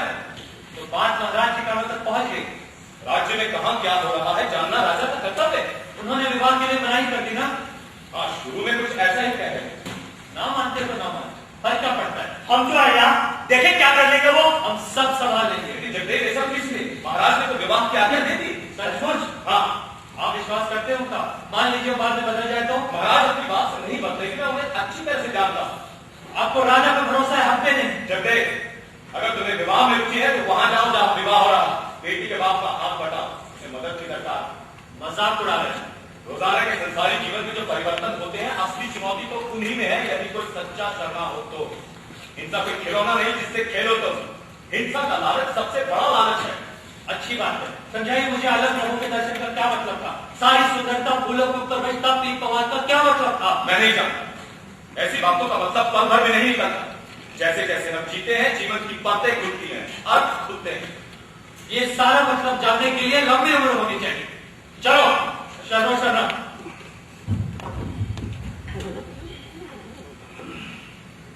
ओ सिरजनहारे, ये न सुनूं कि ये मनुष्य किसका है, यही सुनूं कि ये मनुष्य आदम हमारा है तो हमारा है। ओ संगम नदियों के महादेव, भाव दो, मुझे लगे मैं तो बस तुम्हारे घर आकर का छोड़ना हूं।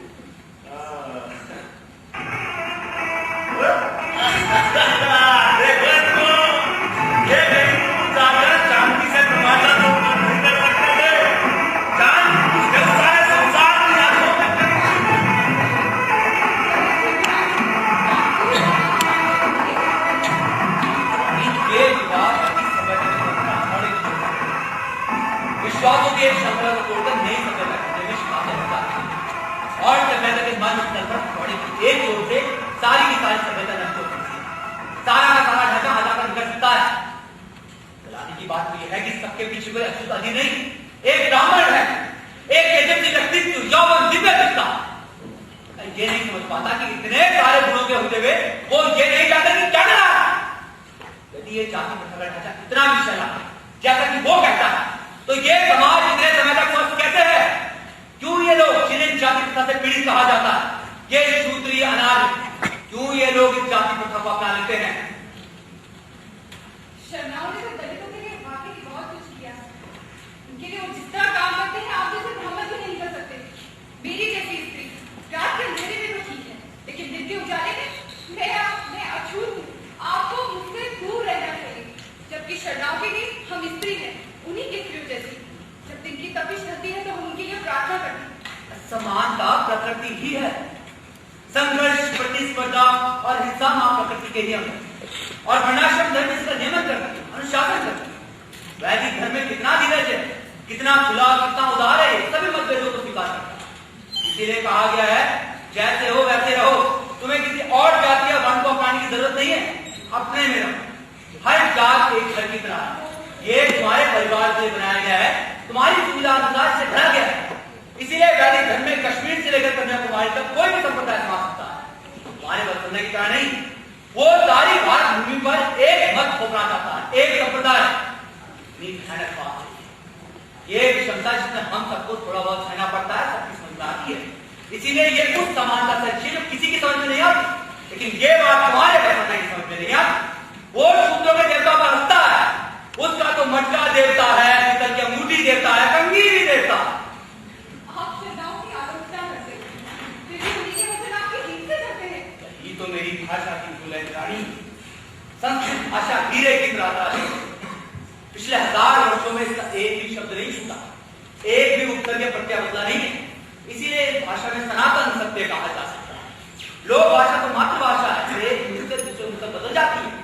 ये घर में पति पत्नी के बीच लड़ाई के काम आती है, भिखारी के काम आती है, भीख मांगने के, उन जैसी वैश्याओं के काम आती है, हम जैसे ग्राहकों को जाने की। इसमें व्यभिचारी भाव के अभिव्यक्ति आसानी से हो जाता है। इसीलिए ये भाषा जल्दी मुंह चढ़ जाती है, आदत बन जाती है, और मैं भी इसकी चपेट में आ जाता हूं। शरणाओं ने इसका उपयोग अपने धार्मिक प्रचार के लिए किया है, और यही मेरा बंद करो पंडित, युवा तो हो चुका सबका। अब खून कब बहेगा, लड़ाई न होगी। बात हो चुका, लेकिन क्यों नहीं बहा? क्यों नहीं बहा? इसका अर्थ है कि शरणाओं की रक्षा कौन करेगा रक्षा? महाराज, और कौन? सिर्फ उनके पास शक्ति है, कि उन्होंने इसका उपयोग क्यों किया? ये तो आज मत किया। बोलिए।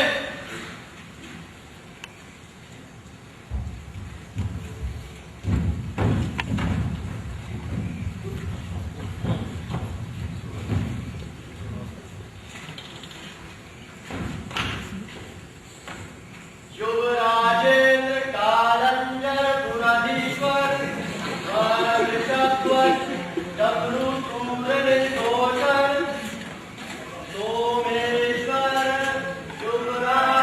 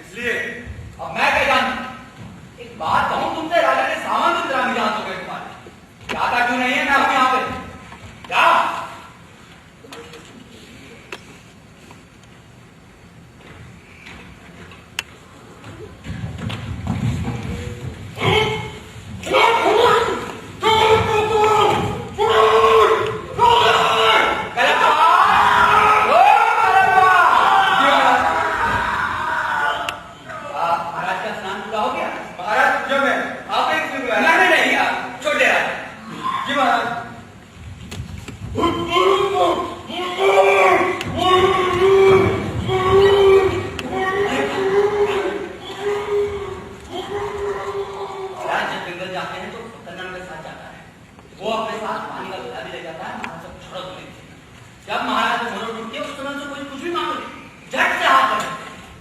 इसी तरीके से हरामजादा 3 वर्षों से राजा पर राज कर रहा है। आज फिर राजा की दरचारक तुम हुई, समझ गए?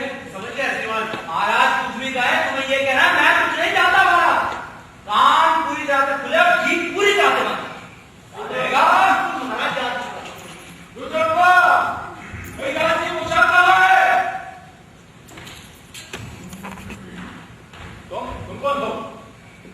मेरा नाम रुद्रप्पा है महाराज। रुद्रप्पा जा रहा है। अबे मेरा पूरा सेवक तो 3 यात्रा करने गया है, ये नहीं है वो नहीं है, मेरी राजी पूछा कौन हो जाएगा? राज तेरे बाप में जाएगा। रुकमैया, रुकमैया, वो बीमार है महाराज। भूतनी की महामारी है ये क्या? महारानी के राज को तुम तो इस वक्त समुद्र की परिक्रमा करते हो, तुम ये क्या कर रहे हो? एक अनुरोध है। अनुरोध है यहाँ पर क्या है? राज मुरारी राजेंद्र सोविदेव जी की आज्ञा से मैं ये कहने कौन बोल है? हमारा मतलब मेरे सुंदर छक्का इस सारे ने कब से ये उपाधि धारण की? क्या किसी मंच पर हिलने का अभिनय करने जा रहे सारे को? धोखा, षड्यंत्र, धोखा, मेरी तलवार कहाँ है?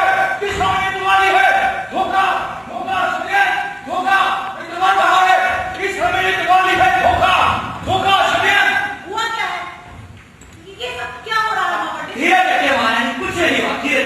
सैनिक, धोखा, धोखा, षड्यंत्र। धीरे से रखिए, मेरी समझ में भी कुछ नहीं आया। हुआ क्या है आखिर? अरे सर्वनाश हुआ है, मेरी पत्नी ने गला काट के मुझे बंदी बना लिया है। ऐसे नहीं हो सकता। हीरोपा, हीरोपा। धीरे रखिए महारानी, घबराने वाली कोई बात नहीं, धीरे रखिए। अरे था मेरी एकदम घास करने से चली गई थी। अरे मैं अचानक मेरी आंखें फूट गई थी। मैं अपने घर में सांप मारता रहा और बाहर कीड़े मकोड़े मारता रहा। अंधाधुंध में अंधा। कह दो कि तुमने ये सब नहीं किया। कह दो कि ये सब झूठ है। ये वाह, महारानी को यहाँ नहीं होना है, इन्हें भीतर। पिता के सामने उनका मुकुट पहनने तुम्हें लज्जा नहीं आती? तुम्हें मेरे दूध की सौगंध है। कहते कि सब कुछ झूठ है। उतार दे ये राज मुकुट, सौंप के अपने पिता को वापस। कहाँ है तुझ पर कसाई? अगर तूने ये काला शराब के स्तर से नहीं उतारा, तो मेरा शाप मेरे सर पर मंडराएगा। मेरा बाप मेरी आंखें नहीं खुली। चंडाल पुरोहित, तेरा इतना साहस!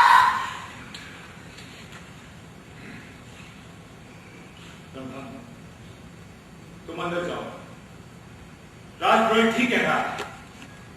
इन लोगों ने राजगद्दी छीन ली है। अब चीजें चलाने से कुछ नहीं होगा। तुम अंदर जाओ, देख लो।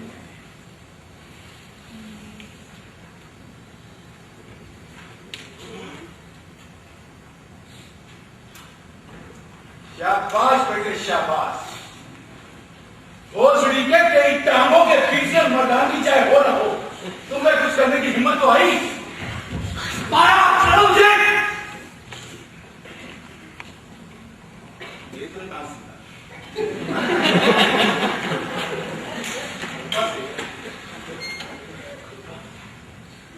कलप्पा, कलप्पा, कलप्पा।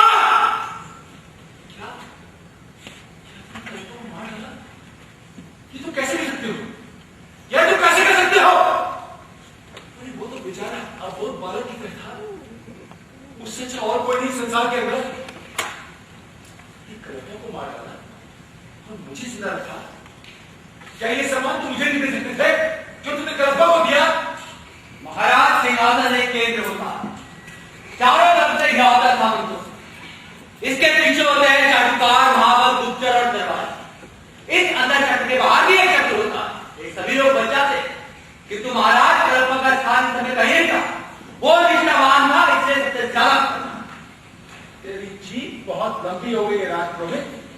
याद रखना, अपनी जीभ से रपट के मरेगा तू। आज जाता हूं महाराज, हमने कोई विश्वासघात नहीं किया है।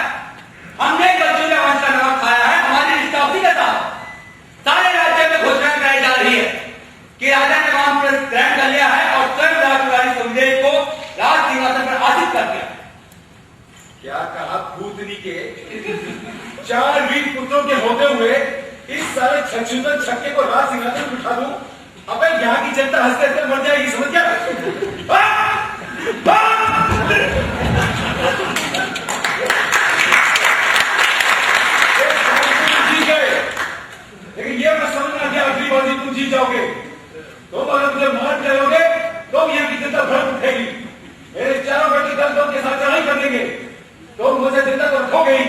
देखता हूं कब तक। महाराज के एक एक शब्द की महत्ता अर्थशास्त्र के बराबर होती है, इसलिए महाराज क्या आप मेरी एक शंका का उत्तर दे सकेंगे? शायद ये विवाह कोई साधारण बात नहीं है महाराज, वैदिक धर्म में प्राचीन काल की सदियों की स्थिति है, सारे आर्यवर्त में इसकी गलत है। बुद्ध के बाद ऐसा निश्चित इतिहास पैदा नहीं हुआ, दोनों साथ साथ नहीं रह सकते, दोनों में से किसी एक को समाप्त होना ही होगा महाराज। अगर आपने अपनी शरणाओं की रक्षा ना की होगी तो उनकी विपद उसी दिन होता। आपने उन्हें बचाया, क्यों? आपने क्यों इस महानाश को बढ़ावा दिया? क्यों आपने दुश्मनों को बढ़ावा दिया महाराज? मैं बताऊंगा तो भी तेरी समझ में नहीं आएगी। मैं ब्राह्मण हूं, समझना मेरा धर्म है। ये बात तेरी समझ से परे भी हो सकती है। रेगिस्तान का प्यासा जिस ओर हरियाली देखता है बेचैन उसी ओर भागता है। ऐसे ही संसार में जहां कोई भगवान नहीं, आदमी छोटे से छोटे चमत्कार के लिए भागता करता है। चमत्कार? कैसा चमत्कार ना? एक ब्राह्मण की बेटी एक अछूत के साथ विवाह करना चाहती हो और 1,96,000 शरणा लोग उसके साथ खड़े हो, यह चमत्कार नहीं तो और क्या है? यह सब यहां हुआ मेरी नगरी में, पर स्मरण नहीं किया। मैं इस पर कैसे रोक लगाता?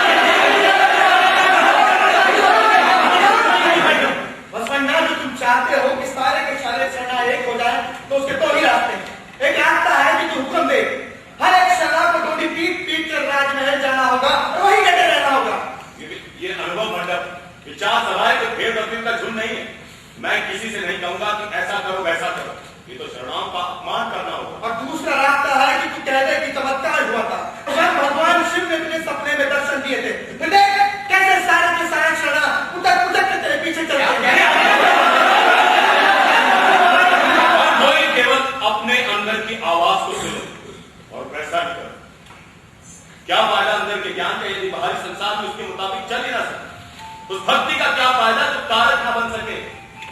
राजनीति हमारी सामाजिकता की सांस है।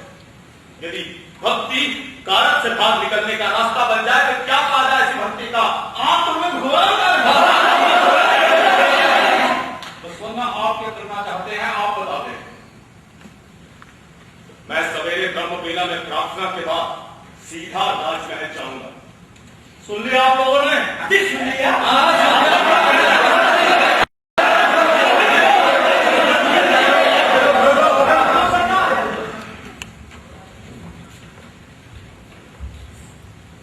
मैं पुकारता हूं, हे शिव सिरजनहारे सिरजनहारे।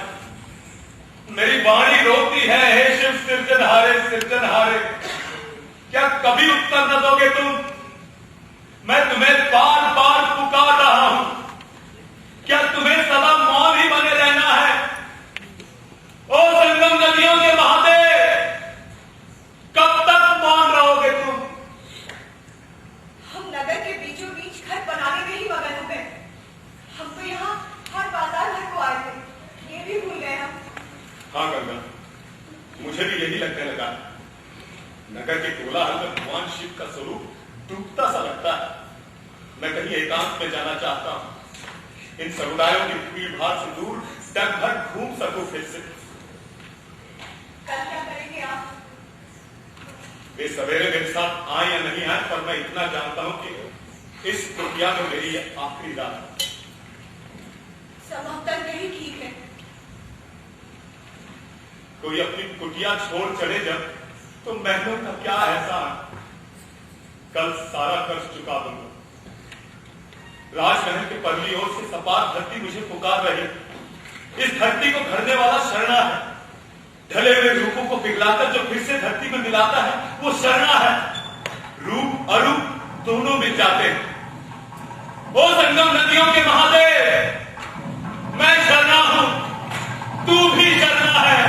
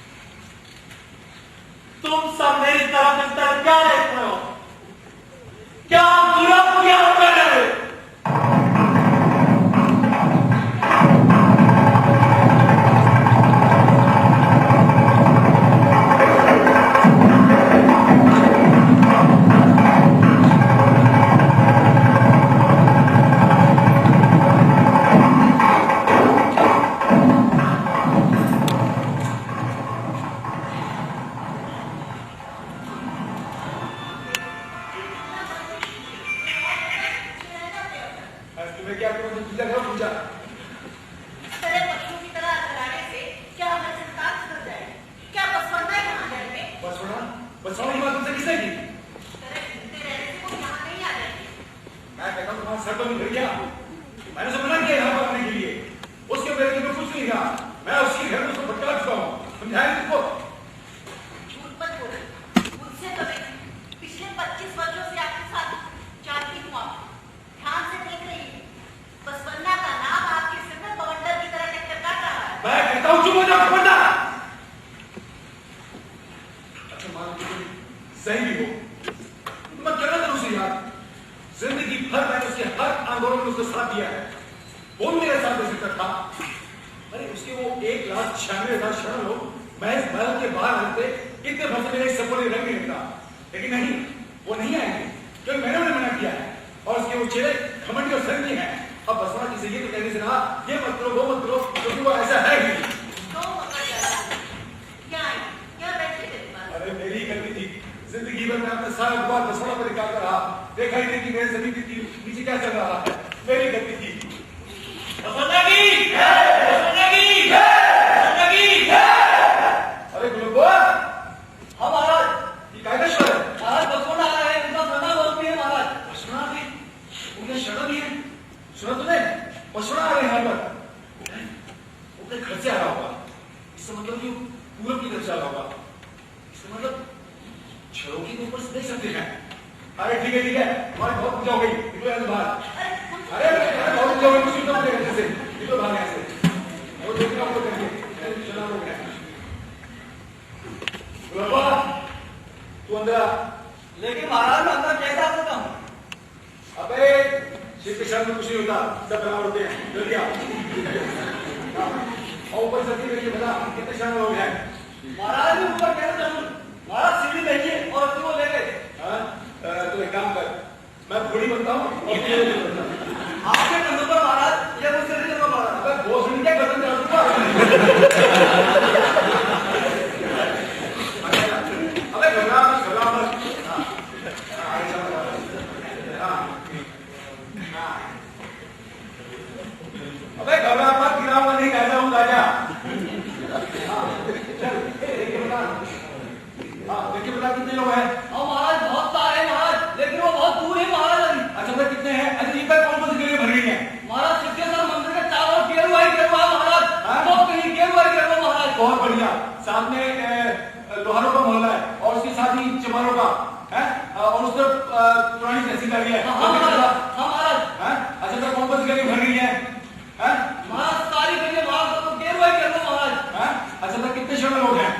महाराज बहुत सारे हैं महाराज। और बहुत सारे कितने सारे? महाराज 50,000 तो होंगे ही महाराज। ज्यादा अच्छी देख ले। हाँ महाराज। हमारे अबे अंदर से लगा इसे देख के बता। हाँ महाराज तो होंगे ही। बोला वाह जगह पिल्ले निकल बाहर। मेरे बोल लगेंगे। भूत नीचे मैंने कहा इसको। महाराज मुझे कहा था नाम निकल दे। आप छत से देखिए महाराज स्पष्ट दिखाई देगा। बसवन्ना बस आने ही वाले हैं।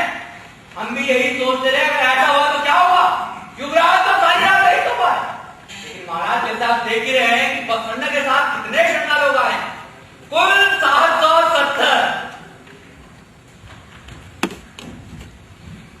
शरणों शरणाम महाराज। तो तुम आ गए बसवना। अच्छा किया। महाराज मुझे आना ही और मैं आ गया।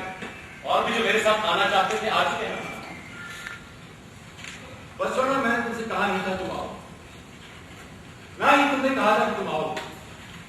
लेकिन फिर भी तुम आ गए। तुमने कम से कम धोखा तो नहीं दिया। आप कैसे हैं महाराज? मुझे क्या हुआ है?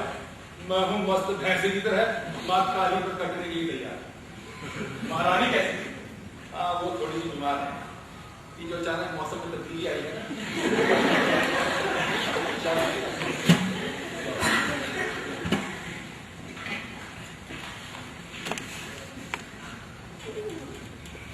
तुम जाओ सुना। तुम्हारे यहाँ रहने से फुर्सत नहीं होती। ठीक है महाराज, मैं जा रहा हूं। हम लोग फिर कब मिले कौन जाने। मैं जा रहा हूं महाराज। ईश्वर के आशीर्वाद को अपनी इच्छाओं और अपने लालच के लिए तोड़ने मरोड़ने की कोशिश गलत। उसकी इच्छा ही हमारा जीवन है। उसे पीड़ा देने की हमारी ओर उसका ध्यान तो है, इसी में हमारी विजय है। हमारे साथ यही बहुत मुश्किल है। तुम कोई भी बात सीधे ढंग से नहीं करते। चलता हूं, चाहे कुछ भी हो जाए, आप भगवान शिव में भरोसा रखें। ये नामुमकिन है। ये संभव है महाराज, यदि आप में आस्था हो। बस सुनना, तुम्हें याद है, जो डरता है वो राजा नहीं, जो भागता है वो योद्धा नहीं, जो मानता है वो भक्त नहीं। राजा को डरना नहीं चाहिए, योद्धा को भागना नहीं चाहिए, भक्त को मांगना नहीं चाहिए। ओ संगम नदियों के महादेव, मैं डरूंगा नहीं, मैं भागूंगा नहीं, मैं मांगूंगा नहीं। ठीक से याद है ना मुझे? महाराज, उसमें आस्था रखिए। मैं कंपनी संगम जा रहा हूं, उसी आस्था की खोज में जहां नदियां मिलती थी। शरणों शरणम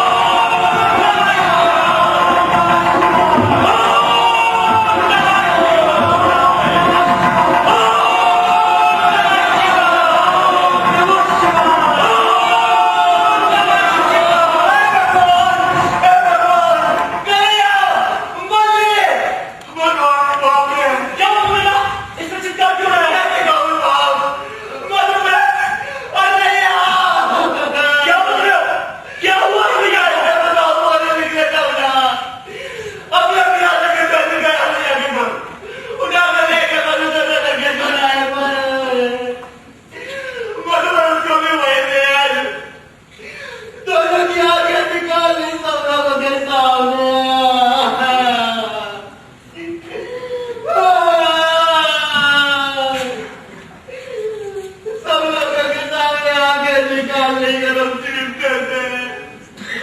और वो हाथी के पाँव से बांध के सारे नगर में मुहारा सारे नगर में घसीट रहे हैं भगवान गधे को। गधे गधे लोग करते गए वार बात करते गए चिल्ला चिल्ला कर मर गए दोनों और किसी ने रोका नहीं, शब्दों ने किसी ने नहीं रोका। सब देख रहे सब देख रहे घर से अपनी खिड़कियां से। और अब वो गांव के बाहर पर उन दोनों की लाशों को चूल्हे पर टांग रहे हैं। थोड़ी हाथ में चूड़ियां पहनो गाता हीरो के ऐसे सबके सामने। मैंने तुमसे पहले कहा था कि तू करना चाहिए। क्या कहते हो थे? हमेशा मैं कहता था भैया, और जो भी मैं कहता था तुम उसमें मेरे कहते थे ये ऐसे नहीं, वो ऐसे नहीं, ये ऐसे क्यों, वो ऐसे क्यों? ना करके अगर एक शब्द निकाला तो ठीक नहीं होगा, समझे? वरना क्या तुम भी चुप कर दिया। और घर के बाती लोग कहाँ हैं? मस्ती लूट मांगे मार क्या बता। उसके घर वाले की लाश पोर्टली सी बंदी पड़ी थी। जब उसने देखा तो गाड़ी मार कर चीखी भागती चली गई नगर की गलियों में। जाने कहा कि तालाब की कुएं में गए होंगे, कौन कहेगा। हम यहाँ इस तरह बैठे नहीं रह सकते। चलो राजमहल चले, स्वामी ने वहां छुपा होगा, हम उसे घेर लेंगे। चलो ओम नमः शिवाय।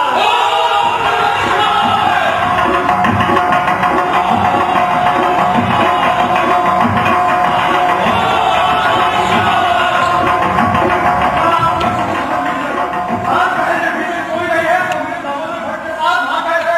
राजमहल खाली है, तुमने हमें पहले क्यों नहीं बताया? मैंने मुझे के हाथ पकड़ के रखी, मैं बाहर आपकी बात नहीं रहा था। मुझे नहीं मालूम था कि आप पहले ही अंदर आ जाएंगे, मुझे बता देना। वो मुद्दा गया होगा अपनी दुनिया में पहुंचेगा। दुनिया हंसेगी हम पे। चलो जो क्रांति करना है, क्या हम बना मारे? इस बारे में सोचने से क्या फायदा? यहाँ रुकने का खतरा, बाहर चलो। और बाहर जाकर हाथों में चूड़ियां पहन रहे हो, तो यहाँ क्या करना? बता रहा है वो कि महल खाली कर चुके हैं वो लोग। केवल वो पागल है वहाँ। कौन सा पागल? पुराना राजा। पुराना राजा? बेचैन। हाँ, लोग कहते हैं जब से रानी बनी है वो पागल हो गया। उसने महल छोड़ने से इनकार कर दिया था। राजप्पा, हमें उसके पास ले चलो। चलो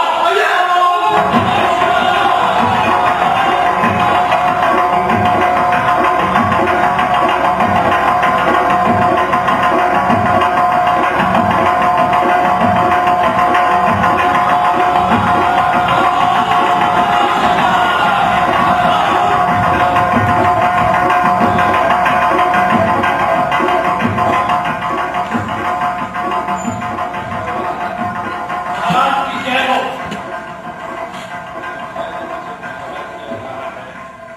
महाराज, हम लोग आपके दर्शन के लिए आए। अंदर चले आओ। ये शिव का मंदिर है। महाराज, हमारे पैर बीच में सने हुए हैं। हम मंदिर को दूषित नहीं करना चाहते। इस मंदिर में तो न जाने कब से पूजा नहीं हुई। मैं तो ये भी नहीं जानता कि इस स्थान की कभी खुदाई भी हुई है, लेकिन क्या फर्क पड़ता है।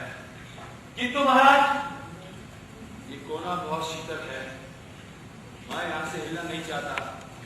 तुम्हें अंदर आना है तो आओ, वरना चले जाओ यहाँ से। महाराज, हम लोग अपने संगम से आए।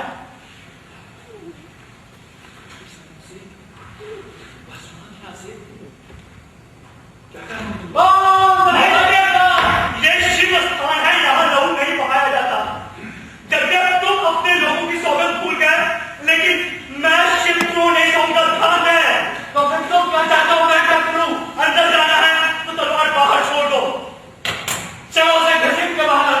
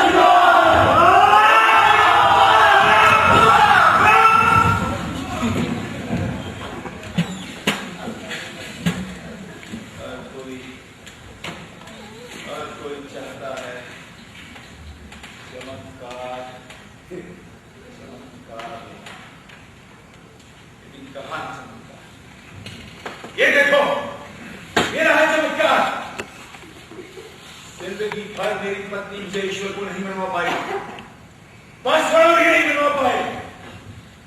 तुम छुओं की वजह से मैं शिव की शरण में आ गया।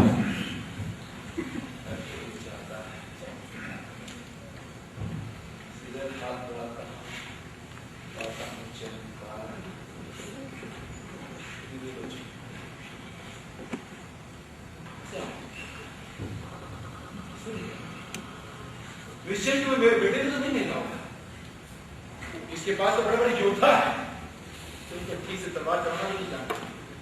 आज तुम से एक को पकड़कर चूहों की तरह बदलकर बाहर फेंक सकता हूं।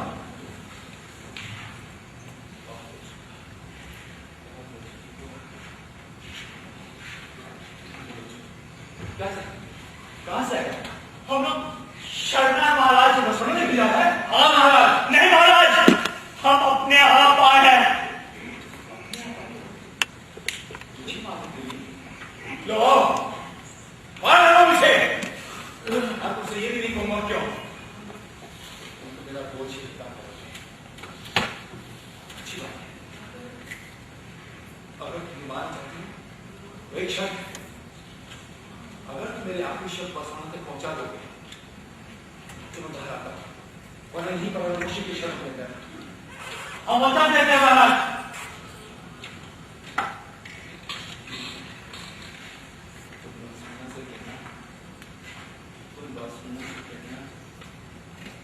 घोसड़ी के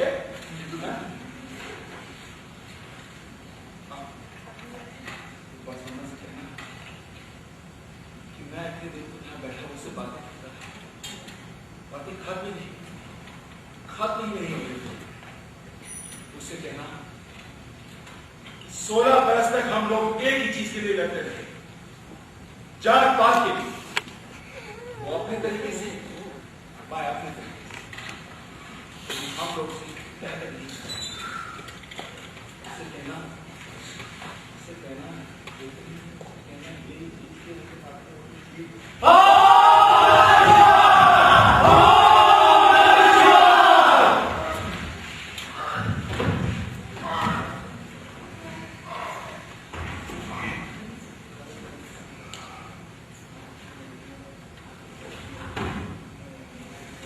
मर गया, अब तो संतोष हुआ।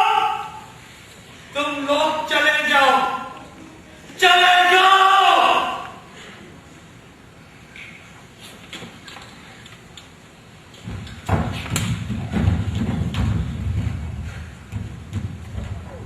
तो ये है तुम्हारा मंदिर बसवन्ना, ये दोनों का स्तंभ है, ये मस्तक की है स्वर्ण कलश।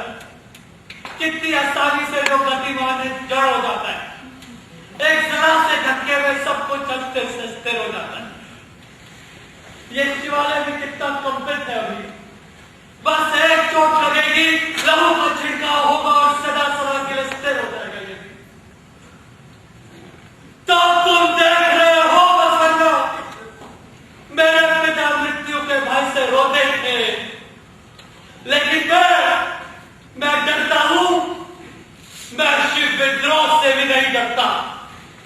देखो, जो तुम बसवन्ना हो तो मैं हूं एकांती संत जगन्नाथ। பொருள் என்று அருள் ஒன்று இல்லாத அசுரர் தங்கள் முரண் அன்று அழிய முனிந்த பெருமானும் முகுந்தருமே சரணம் சரணம் ஜனரூர நாயகிதம் அழியார் மரணம் பிறவி இரண்டும் எய்தார்.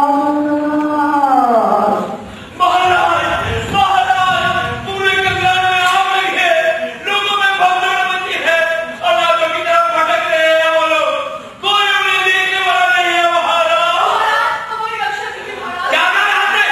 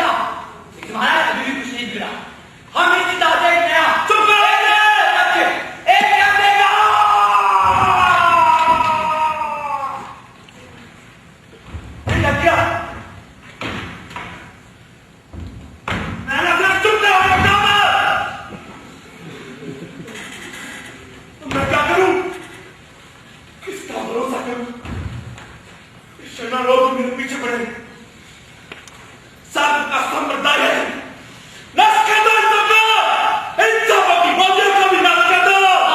महाराज खंडा लोग बना कर भाग रहे हैं, कई दिशाओं में जा रहे हैं वो। झुंडों लेके घने जंगलों में भाग गया है और दूसरा झुंड आगे की तरफ कूद के रहा है। महाराज भागने मत दो, पीछा करो और मार डालो, मत छोड़ो भैया बच्चे, किसी को मत छोड़ो, शिकारी कुत्ते छोड़ दो उन पर, लेकिन झाड़ी जंगल या कोई भी घर जो शरण दे शरणों को चला दो, उनकी पोथियां जला दो, कुओं और तालाबों में डुबो दो उनका सब कुछ, याद करने को भी कुछ ना बचे।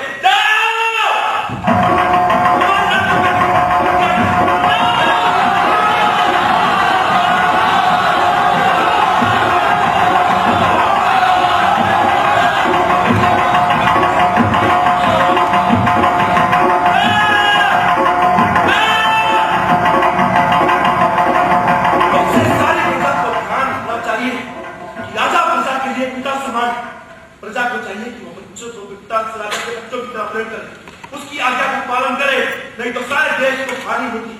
वजीर बहार जो राजा के विरुद्ध उठेंगे, या राजा के परिवार के विरुद्ध, या उसके संबंधियों के विरुद्ध, या उसके अधिकारियों के विरुद्ध, वजीर बहार काट दिए जाएंगे। सैनाम नास्तिकों, विदेशियों, पुलिसों को हमारे राज्य में आने का अधिकार नहीं होगा। स्त्रियों और नीचे वर्ग के लोग अपनी मर्यादा के भीतर रहेंगे, जो कि सिद्धांतिक घटना है। हर पुरुष वर्णाश्रम के लिए धर्म के लिए अपना बलिदान करेगा, हर कोई सैनिक होगा जो राजा के लिए लड़ेगा, क्योंकि राजा भगवान का अवतार है, राजा प्रत्यक्ष देवता है। इंद्रो जयति न पराजयता अधिराज राज सूरा जाते चक्रतैरयो वंदस्यो मनसो नमसोए हवे महाराजा विराज कालंजर पुरधीश्वर गो ब्राह्मण प्रतिपालक वर्णाश्रम धर्म रक्षक सुवर्ण बृहस्पति डम्बतूर निर्घोषण कलचूर वंश कमल भास्कर त्र्यंबक पाद पद्मधु परम महेश्वर प्रताप लंकेश्वर गिरिदुर्ग मल रिपुकर संदोह सिंह निशंक मल भुजबल चक्रवर्ती सोमेश्वर राजेंद्र भोपराक भोपरा।